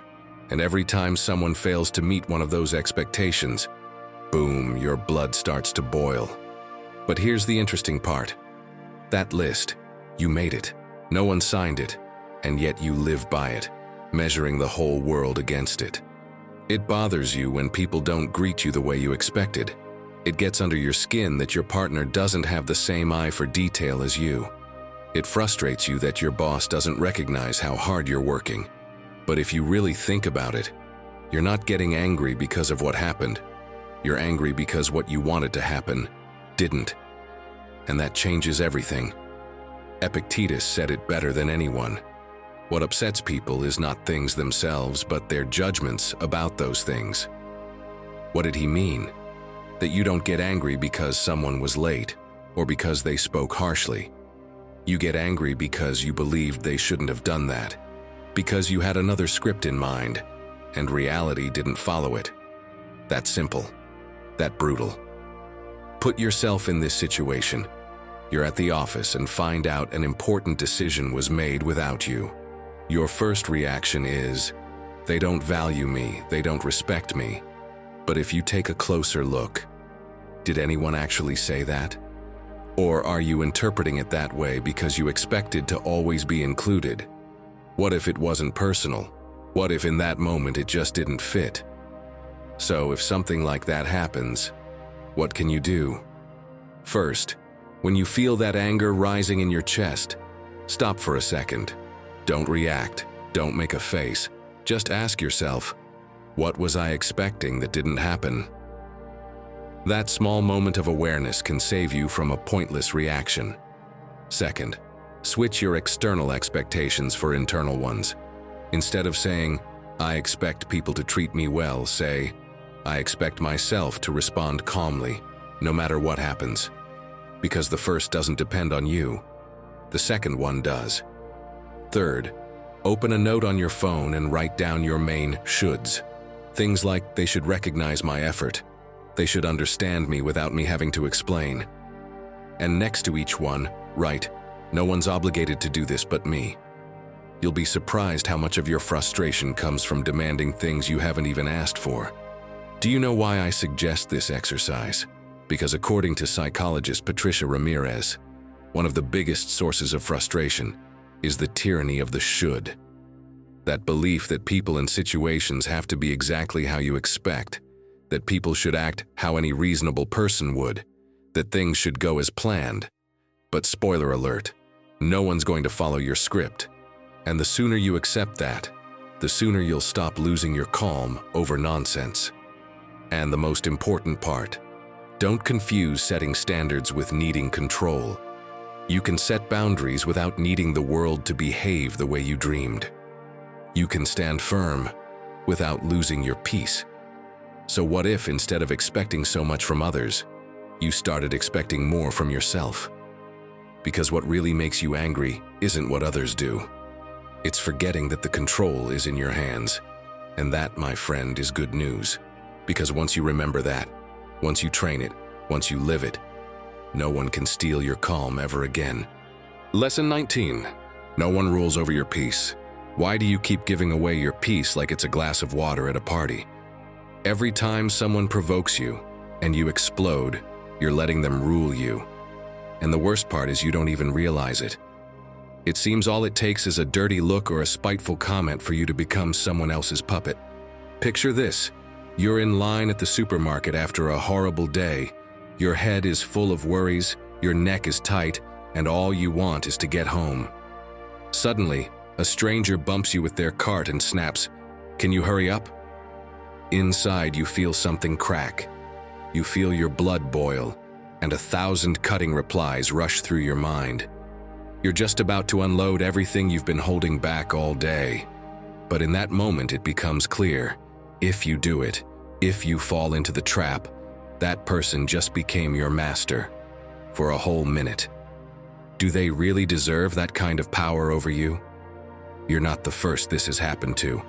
Once Socrates was insulted in the street for several minutes while others looked on curiously. He didn't say a word. Later, Someone asked him why he hadn't responded, and Socrates smiled and said, "If a donkey kicked me, would I sue it?" With that, he made it clear, it's not about winning every argument, but about understanding you don't need to lower yourself to that level. If a donkey kicks you, it's not because it has some master plan to hurt you. It's a donkey, and it does what donkeys do. Likewise, there are people who know nothing but to throw punches and venom. You decide whether to behave like them or like someone who masters their own mind. Psychologist Guy Winch calls this emotional hygiene. He says taking care of your emotional state is just as important as brushing your teeth. You wouldn't let someone come along and stuff your mouth with dirt, right? So don't let them dirty your calm either. Because, my friend, no one can control your peace unless you hand them the keys. So are you ready to shield your peace? First, decide in advance that no one deserves to see your worst side. For example, before walking into a meeting or an awkward dinner, remind yourself, today, nothing and no one steals my calm. This is what the Stoics did. Marcus Aurelius every morning prepared himself for the worst. He wrote, "When day breaks, remind yourself, I will meet the indiscreet, the ungrateful, the insolent, the deceitful, the envious, the unsociable.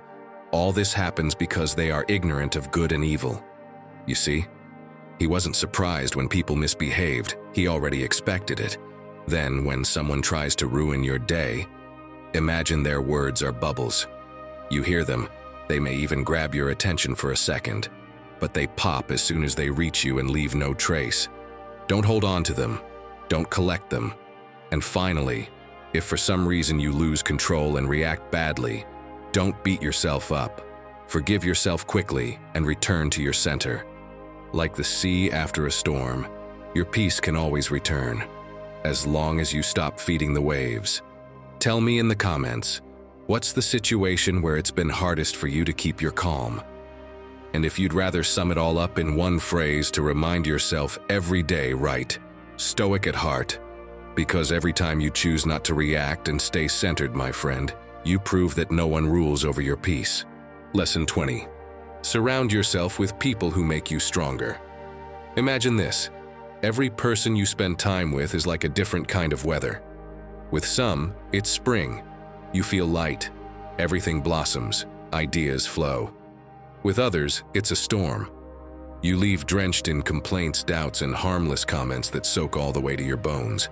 And if you stay too long in the rain, even if you don't notice it at first, you end up cold, drained, and stuck. Haven't you felt that? You're at work, and that coworker who always sees the negative starts up again. Nothing matters, nothing works. Everything's pointless. Or you meet up with a friend, and instead of feeling inspired, you walk away convinced you'll never make it. Or maybe you get home, and someone close to you throws out jokes that sound light, but hit like needles. After a while, you start wondering why your calm is so shaky, why your confidence feels fragile. The truth is, we rarely stop to look closely at the effect our environment has on us. But if you want a reality check, ask yourself this. Who are the 5 people I spend the most time with? Because whether you realize it or not, you're becoming like them. It's like plugging your phone into a broken charger. Instead of filling you up, it drains you slowly. And you only notice when your battery is already flashing red. Seneca saw it clearly. Associate with those who can make you better. The one who is with you is with you. He didn't say it to sound wise. He said it because he knew how much our company shapes us. It affects how we think, how we react, and even our ability to stay calm in the chaos. Epictetus warned of the same thing. If you spend time around people who live in anger or complaint, you'll inevitably start copying them, because the soul catches habits like a sickness. I've lived this myself. When I started changing my habits, taking care of my mind, trying to grow, I realized the circle around me didn't fit that path. 2 people made me feel small with every comment. One complained nonstop. Another froze at the smallest change. And the last one lived permanently in victim mode. I wanted to move forward, but every interaction felt like running with a backpack full of rocks. Eventually, I understood. If I wanted to hold on to my calm and confidence, I had to let go of some of that weight. And I'm not the only one. Oprah Winfrey once said that her success didn't just come from talent or hard work. It came from surrounding herself with people who lifted her up, not held her back. She chose to step away from draining relationships, even when they were close or meaningful in the past. She realized protecting her environment was also protecting her inner strength. Marcus Aurelius thought the same way. He knew we'd inevitably run into envious, arrogant, or ungrateful people, but insisted that our job was not to be pulled down by them, and to seek the company of those who shared virtue and reason. If you want to test this yourself, try this exercise. Write down the names of the 5 people you spend the most time with. Doesn't matter if they're friends, family, or coworkers. Next to each name, draw an arrow, up if they lift you, down if they drain you. When you're done, look at the pattern. If most arrows point down, there's your answer. That's why your mind feels like it's constantly under siege. The next step isn't to disappear from their lives overnight. It's to protect yours. Reduce conversations that spiral into endless complaining or gossip. Step out of dynamics you know always end badly. Find healthy excuses to prioritize other activities. And at the same time, increase moments with those who lift you. A short coffee, a quick call, a shared project. You don't need grand gestures, just more exposure to what fuels you and less to what drains you. And remember something crucial. You are also part of someone else's climate. Ask yourself what you bring when someone spends time with you. Do you energize them or wear them down? Being aware of this makes you someone who doesn't just protect their environment, but actually improves it. The Stoics believed that virtue wasn't something to hoard. It had to be shared. If your calm is strong, you'll spread calm. If your strength is solid, you'll help others rise. Because in the end, your calm and your confidence aren't isolated fortresses. They feed off the people who walk with you. If you choose your company well, you gain an invisible shield against any storm. But if you don't, no matter how strong you are, you'll end up soaked by weather you never asked for. The question is, are you going to let just anyone decide your inner climate? Or will you choose to surround yourself only with those who make you stronger? Lesson 21. Learn to stay quiet at the right time. Picture this. You're in the middle of a tense conversation. Someone says something that hits a nerve, that wounds your pride. You feel your face heat up, your pulse speeding. And then it's right there, at the tip of your tongue. That perfect comeback, sharp and cutting, the one that would shut the other person up. Do you say it? That's the real question. Not whether you're right, not whether they deserve it. The real question is it worth it? Because most of the time, we don't lose our calm because of how we feel. We lose it because we don't know when to stay silent, because we can't hold back that last word, and then it ruins everything. Marcus Aurelius was crystal clear about this. He wrote, "The best answer to anger is silence," and he couldn't have been more right. I imagine Marcus Aurelius in his imperial office, senators plotting, provinces complaining, generals bringing bad news, and him taking a deep breath before saying a single word, because he knew that every word out of his mouth carried weight. And you, even if you don't rule an empire, are in charge of something even more valuable, your inner world. And there too, silence can be your best strategy. Let me tell you something that still makes me laugh, though at the time, I wasn't laughing at all. Once, at a family lunch, my uncle said something outrageous. We were talking about the education system, and out of nowhere he goes, "The problem is psychologists are a waste of time. Nowadays, everyone invents trauma just to avoid working." I didn't even hesitate. I opened my mouth like I had a PhD thesis ready to destroy him. I started talking like I was on a mission, throwing out stats, studies, and wearing my "I'll educate you whether you like it or not" face. 10 minutes later, half the table was arguing about mental health. 2 cousins were offended, and I hadn't even touched dessert. What's the lesson? Sometimes silence doesn't just give you peace, it gives you flan. But I really understood the power of holding my tongue not because of that story, but when I heard Diego Dreyfus say in a talk, "Don't respond when you're broken, because what comes out of you in that moment isn't you, it's your wound speaking." And that hit me hard. Because how many times have I spoken from stored up pain, wounded pride, frustrations that had nothing to do with what was actually happening? And when you let your wound speak, you end up saying things you don't even recognize later.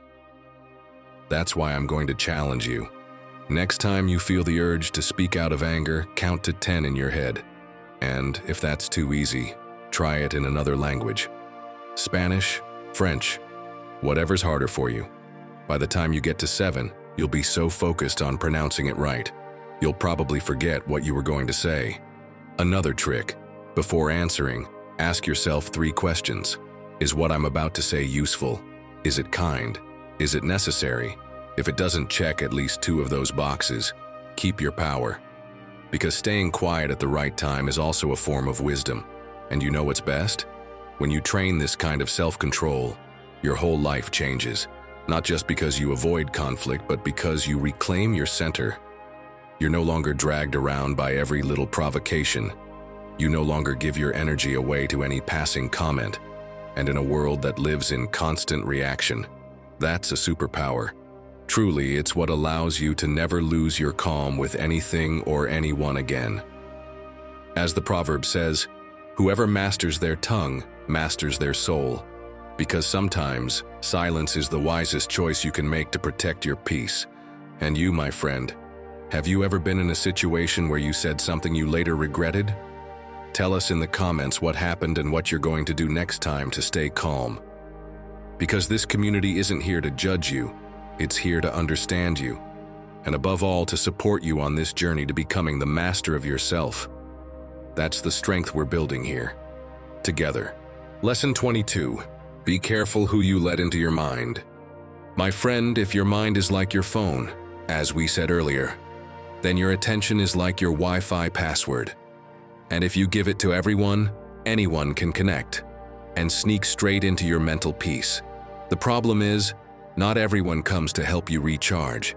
Some show up to infect you with viruses, criticism disguised as advice, passive-aggressive comments, envy pretending to be concern. Do you really want those people roaming freely through your operating system? Seneca, who understood perfectly how to protect inner balance, wrote, "We treat the body with discipline so that it doesn't disobey the mind. And if you think about it, it makes perfect sense. You choose what you eat, what you drink, even what you put on your skin. But what about what you let into your mind, the ideas you consume, the conversations that leave you emotionally stirred for hours? That also feeds you or poisons you. It's like your mind has a front door, and you decide if it's a wide-open strainer or a proper filter. Think about that person who, every time you share something good, hits you with a yeah, but it'll probably get complicated. Yeah, but don't think it'll be that easy.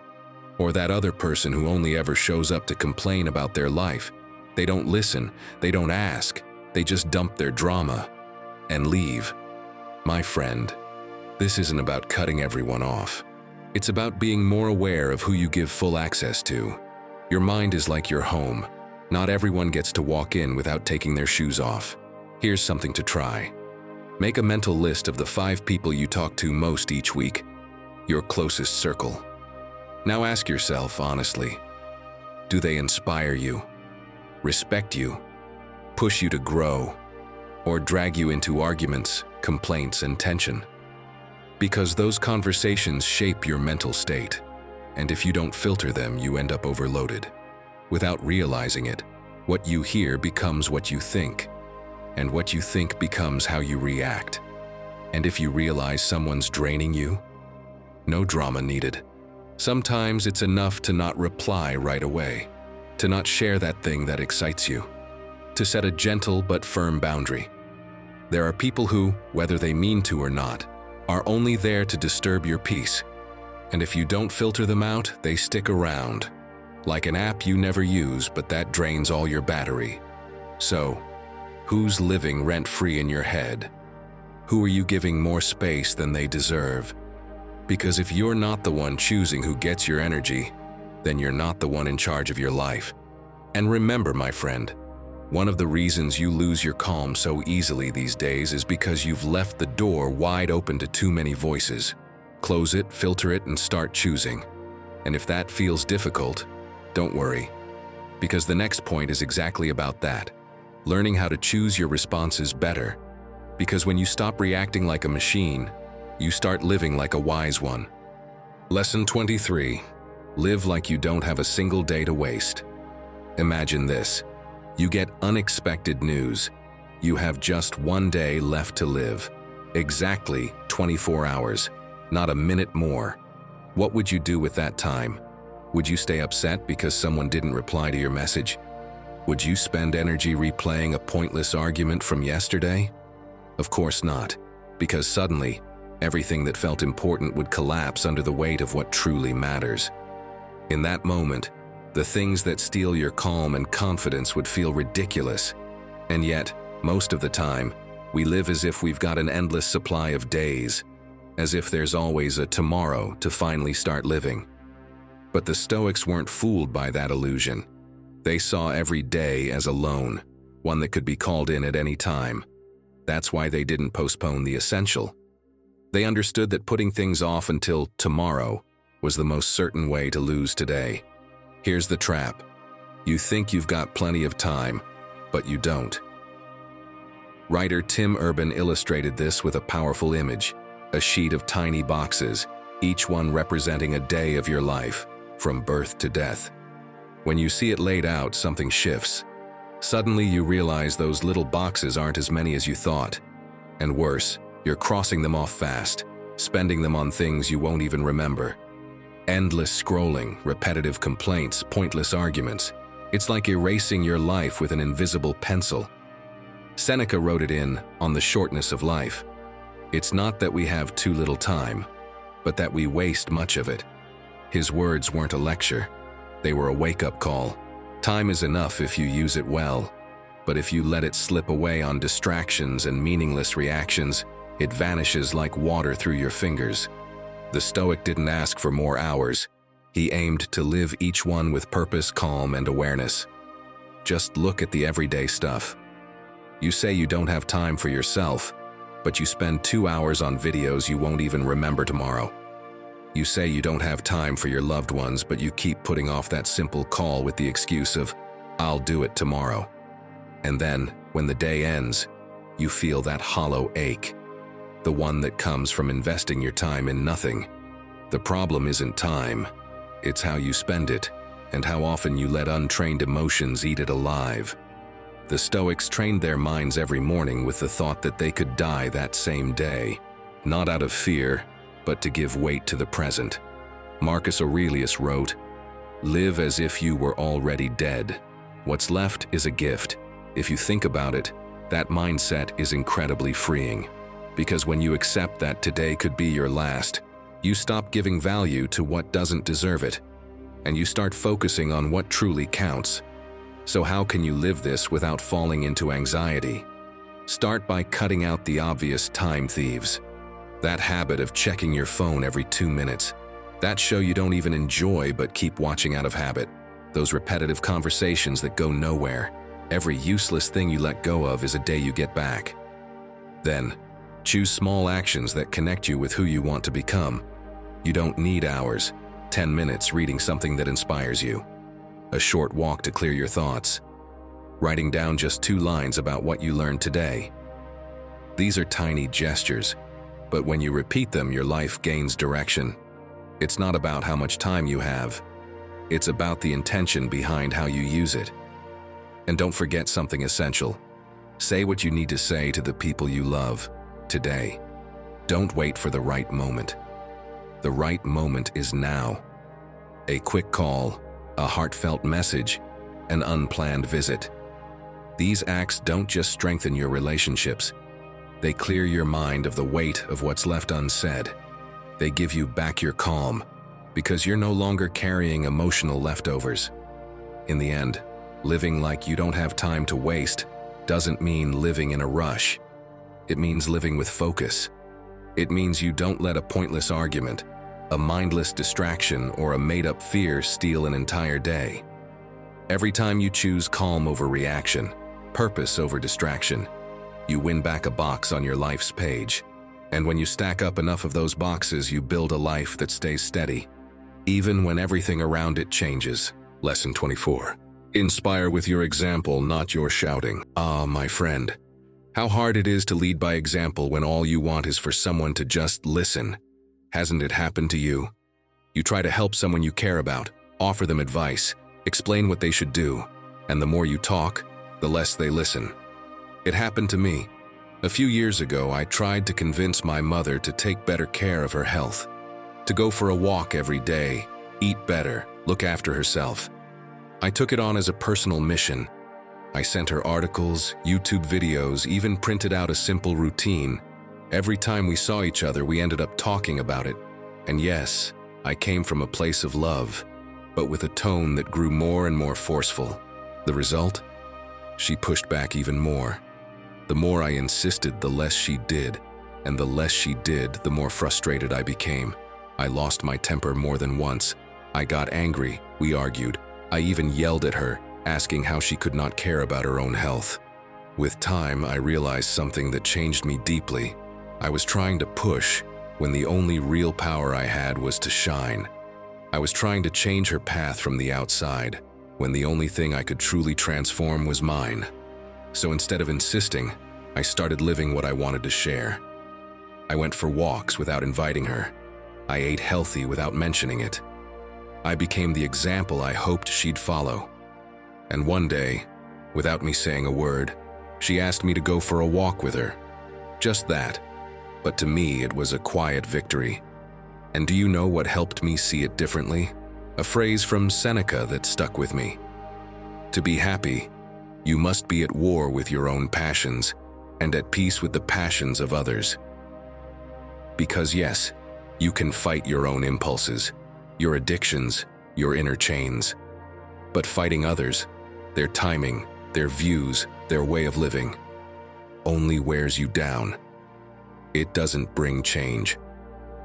When I understood that, I stopped imposing and started inspiring. I began to live more calmly. I learned that everyone has their own process, and mine doesn't have to be theirs. Think about it for a moment.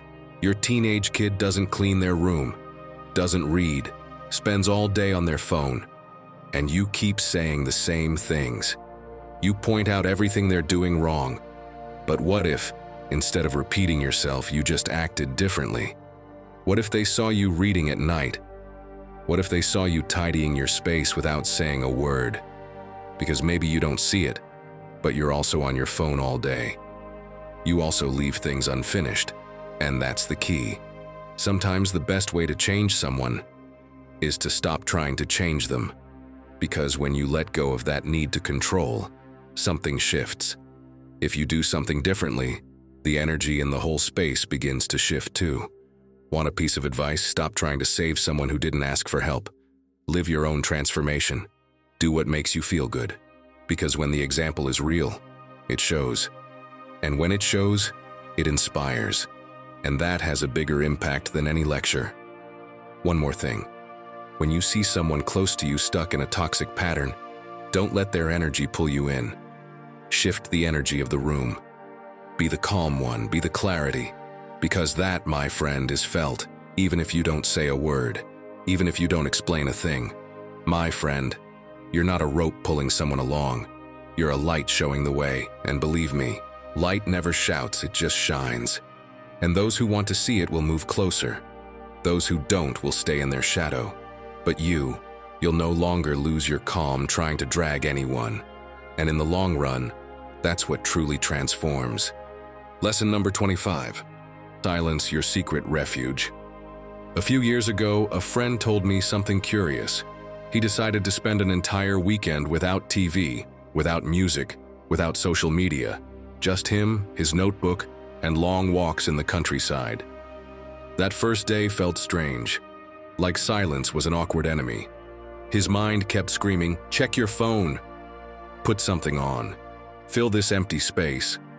But by the second day, something shifted. His thoughts began to settle on their own, like someone had opened a window in a room that had been closed for years.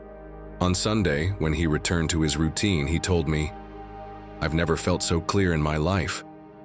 And from that day, I understood the same truth the Stoics grasped centuries ago. Silence isn't the absence of noise, it's the presence of calm.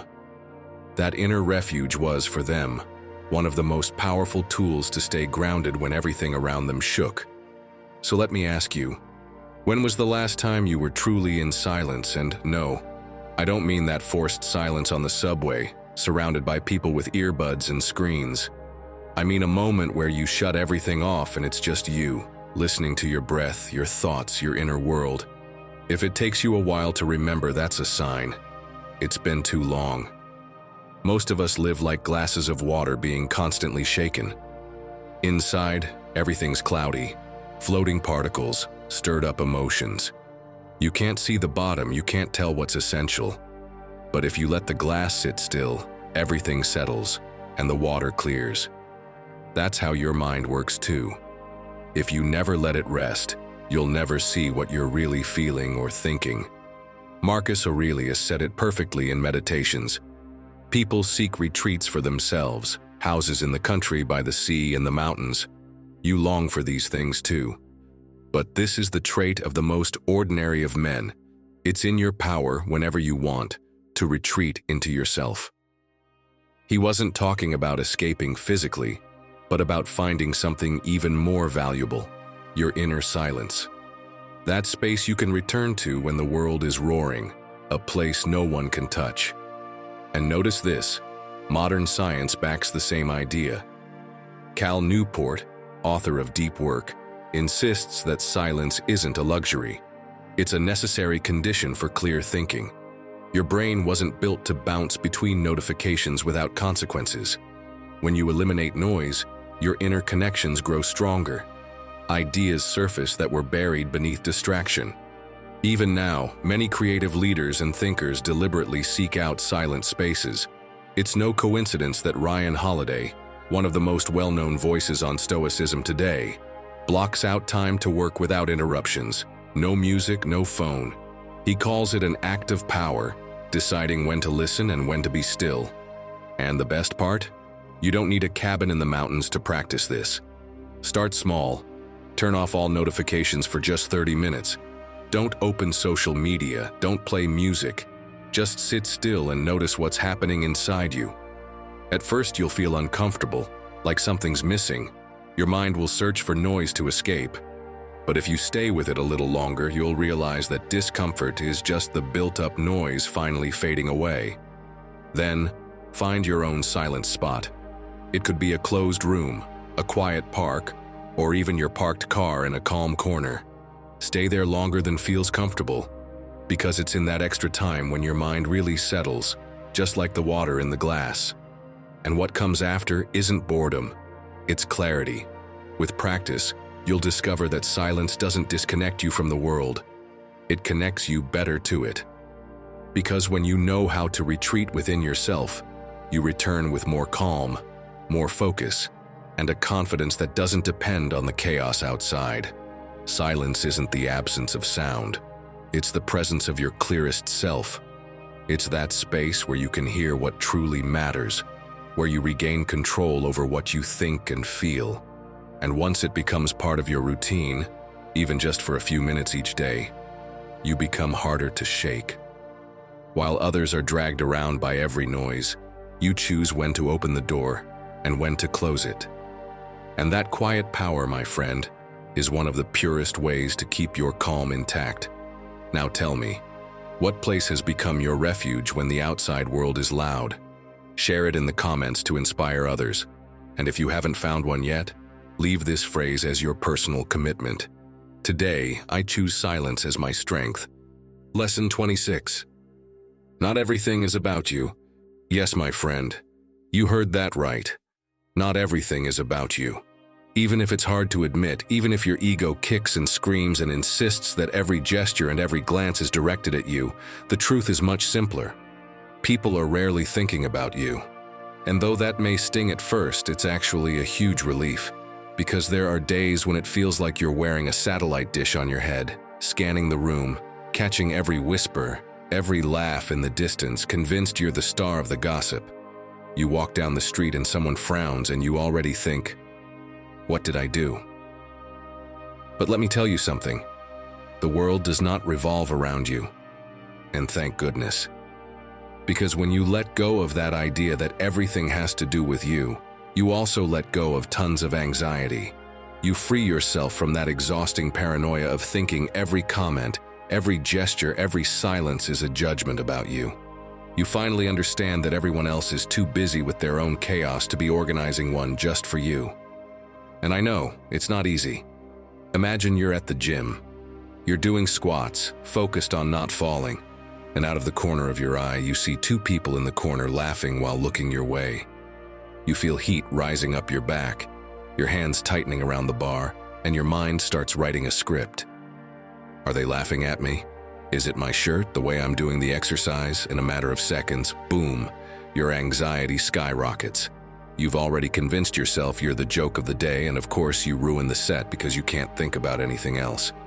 But what you don't know is that those two were just talking about a TikTok video of a salsa dancing cat that had nothing to do with you. Think about what Marcus Aurelius wrote in his Meditations. Remove the opinion and you remove the I am harmed. Remove the I am harmed and the harm itself disappears. Because more often than not, it's not what happens outside, it's how you interpret it that hurts you. When you believe everything is aimed at you, you end up reacting to ghosts. People act from their own fears, worries, and wounds. Most of the time they don't even see you. They're too busy wrestling with their own chaos to be plotting against you. And if you really can't stop overthinking, if you feel you need to know exactly what they thought of you to sleep in peace, let me tell you, what you're telling yourself is just that, a story. Brené Brown, author and speaker, calls it exactly that, the story I'm telling myself. Because we're experts at inventing scripts where we're the villain or the laughingstock. You know what I mean? Someone doesn't reply to your message and you're sure they hate you. Or they yawn while you're talking and you're convinced they're bored with you. But reality is usually much simpler. They hadn't even noticed you. They were thinking about their own stuff, trapped in their own movie with their own fears and problems. So next time you feel that satellite dish scanning for signals, turn down the volume and breathe. Not everything you see is about you. Remember, the movie other people are living doesn't have to cast you as the villain. If you're in doubt and you trust them, just ask directly, "Hey, was that because of something I did?" Most of the time they'll tell you it has nothing to do with you, and you can move on in peace. And if you don't feel comfortable asking, drop the drama and get back to your squats. Focus on what really depends on you, because everything else is just noise. Remember, not everything is about you, and not everything deserves your energy. The moment you stop believing you're the center of everyone's attention, you'll feel a calm open up in your mind and your anxiety will dissolve. And that, my friend, is when you finally start keeping calm and living light, master of your own peace. Lesson 27. What if you turn anger into a mental game? Welcome to the best video game you'll ever play in your life. It's called self-control. It has 1,000 levels, and every day is a brand new match. Level 1. Someone interrupts you while you're talking. Level 2. Your boss asks you for something urgent, and then changes their mind. Level 3. Your mom asks, again, if you plan to have kids before 40. Each level more challenging than the last. And you decide, are you going to let it beat you? Or are you going to level up? Now picture this, you're on level 4, you go to the bank. You wait 40 minutes stuck in that heavy air, that awkward silence, and that one lady staring at you like you owe her money. Finally, they call your name. You get up, walk over. And just as you're about to speak, the system crashes. The employee gives you that helpless look. Sorry, you'll have to wait a bit longer. The old you might have exploded, thrown out a sarcastic comment, or at the very least stormed off and spent the rest of the day fuming. But the new you, the one who's already training as a level master Stoic, smiles inwardly and thinks, excellent. Challenge unlocked. Stoic tolerance mode. And this is where everything shifts. Because when you turn the little annoyances of the day into mental challenges, they stop feeling like threats. You start seeing them as tests, as intermissions. And that, my friend, protects you, because it turns you into someone who doesn't react the way they used to.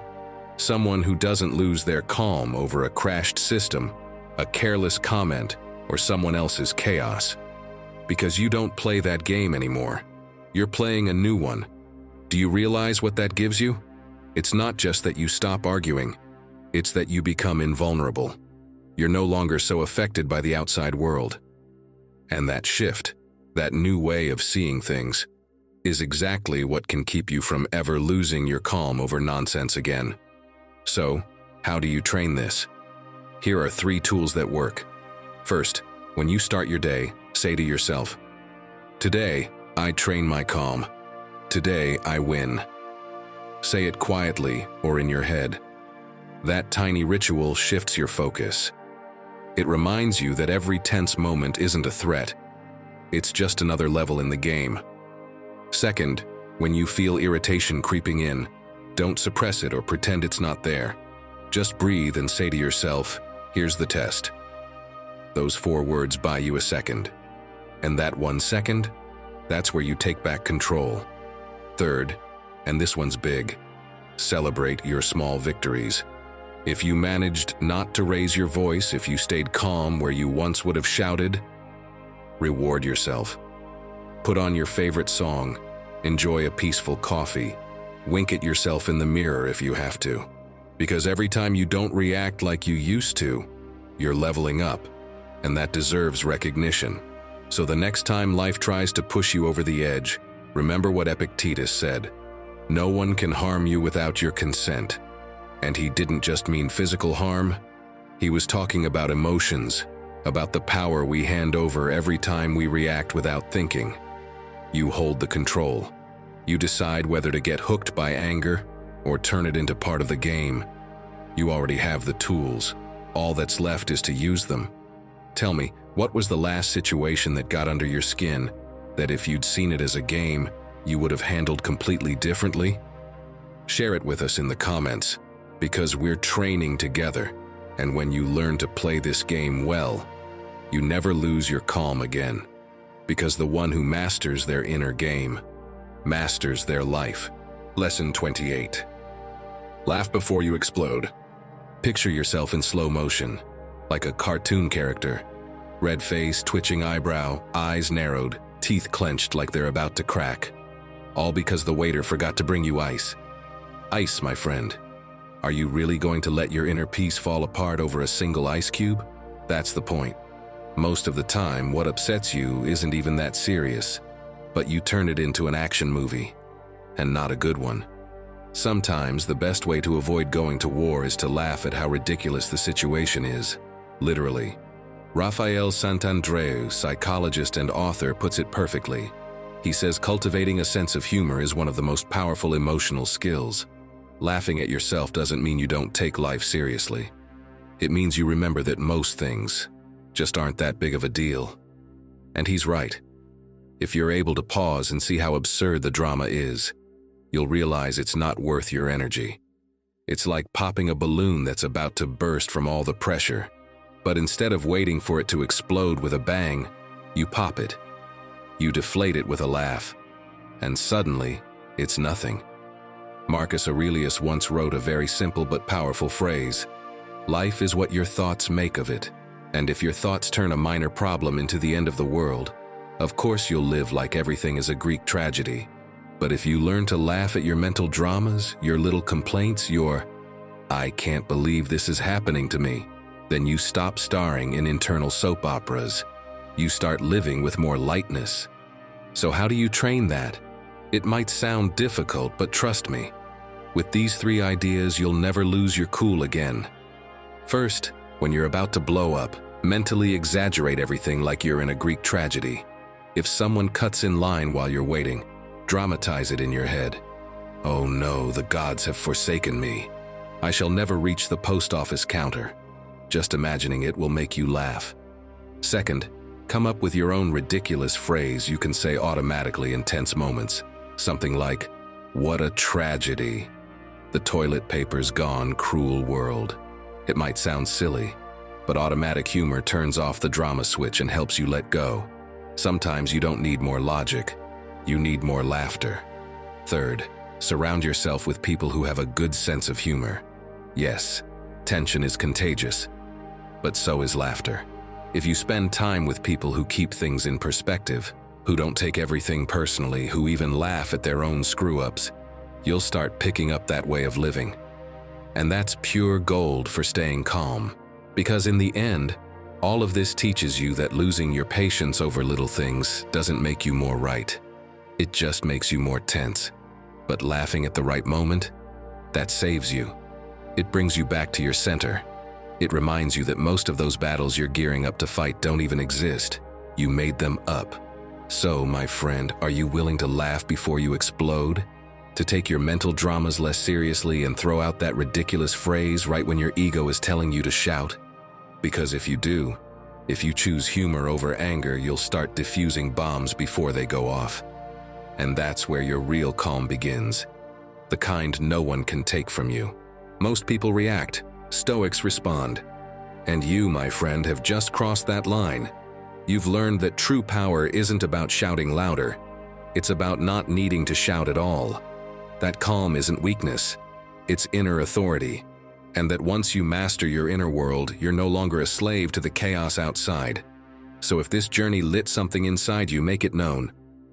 I am a Stoic. I have chosen calm as my superpower. Reaching the end of this video is no accident. It means something in you wants to grow. And that already sets you apart from most. Subscribe and share this video with someone who needs it. That simple gesture helps us keep spreading this message of growth. On screen, you'll find a playlist to go even deeper. Click and let's keep learning together.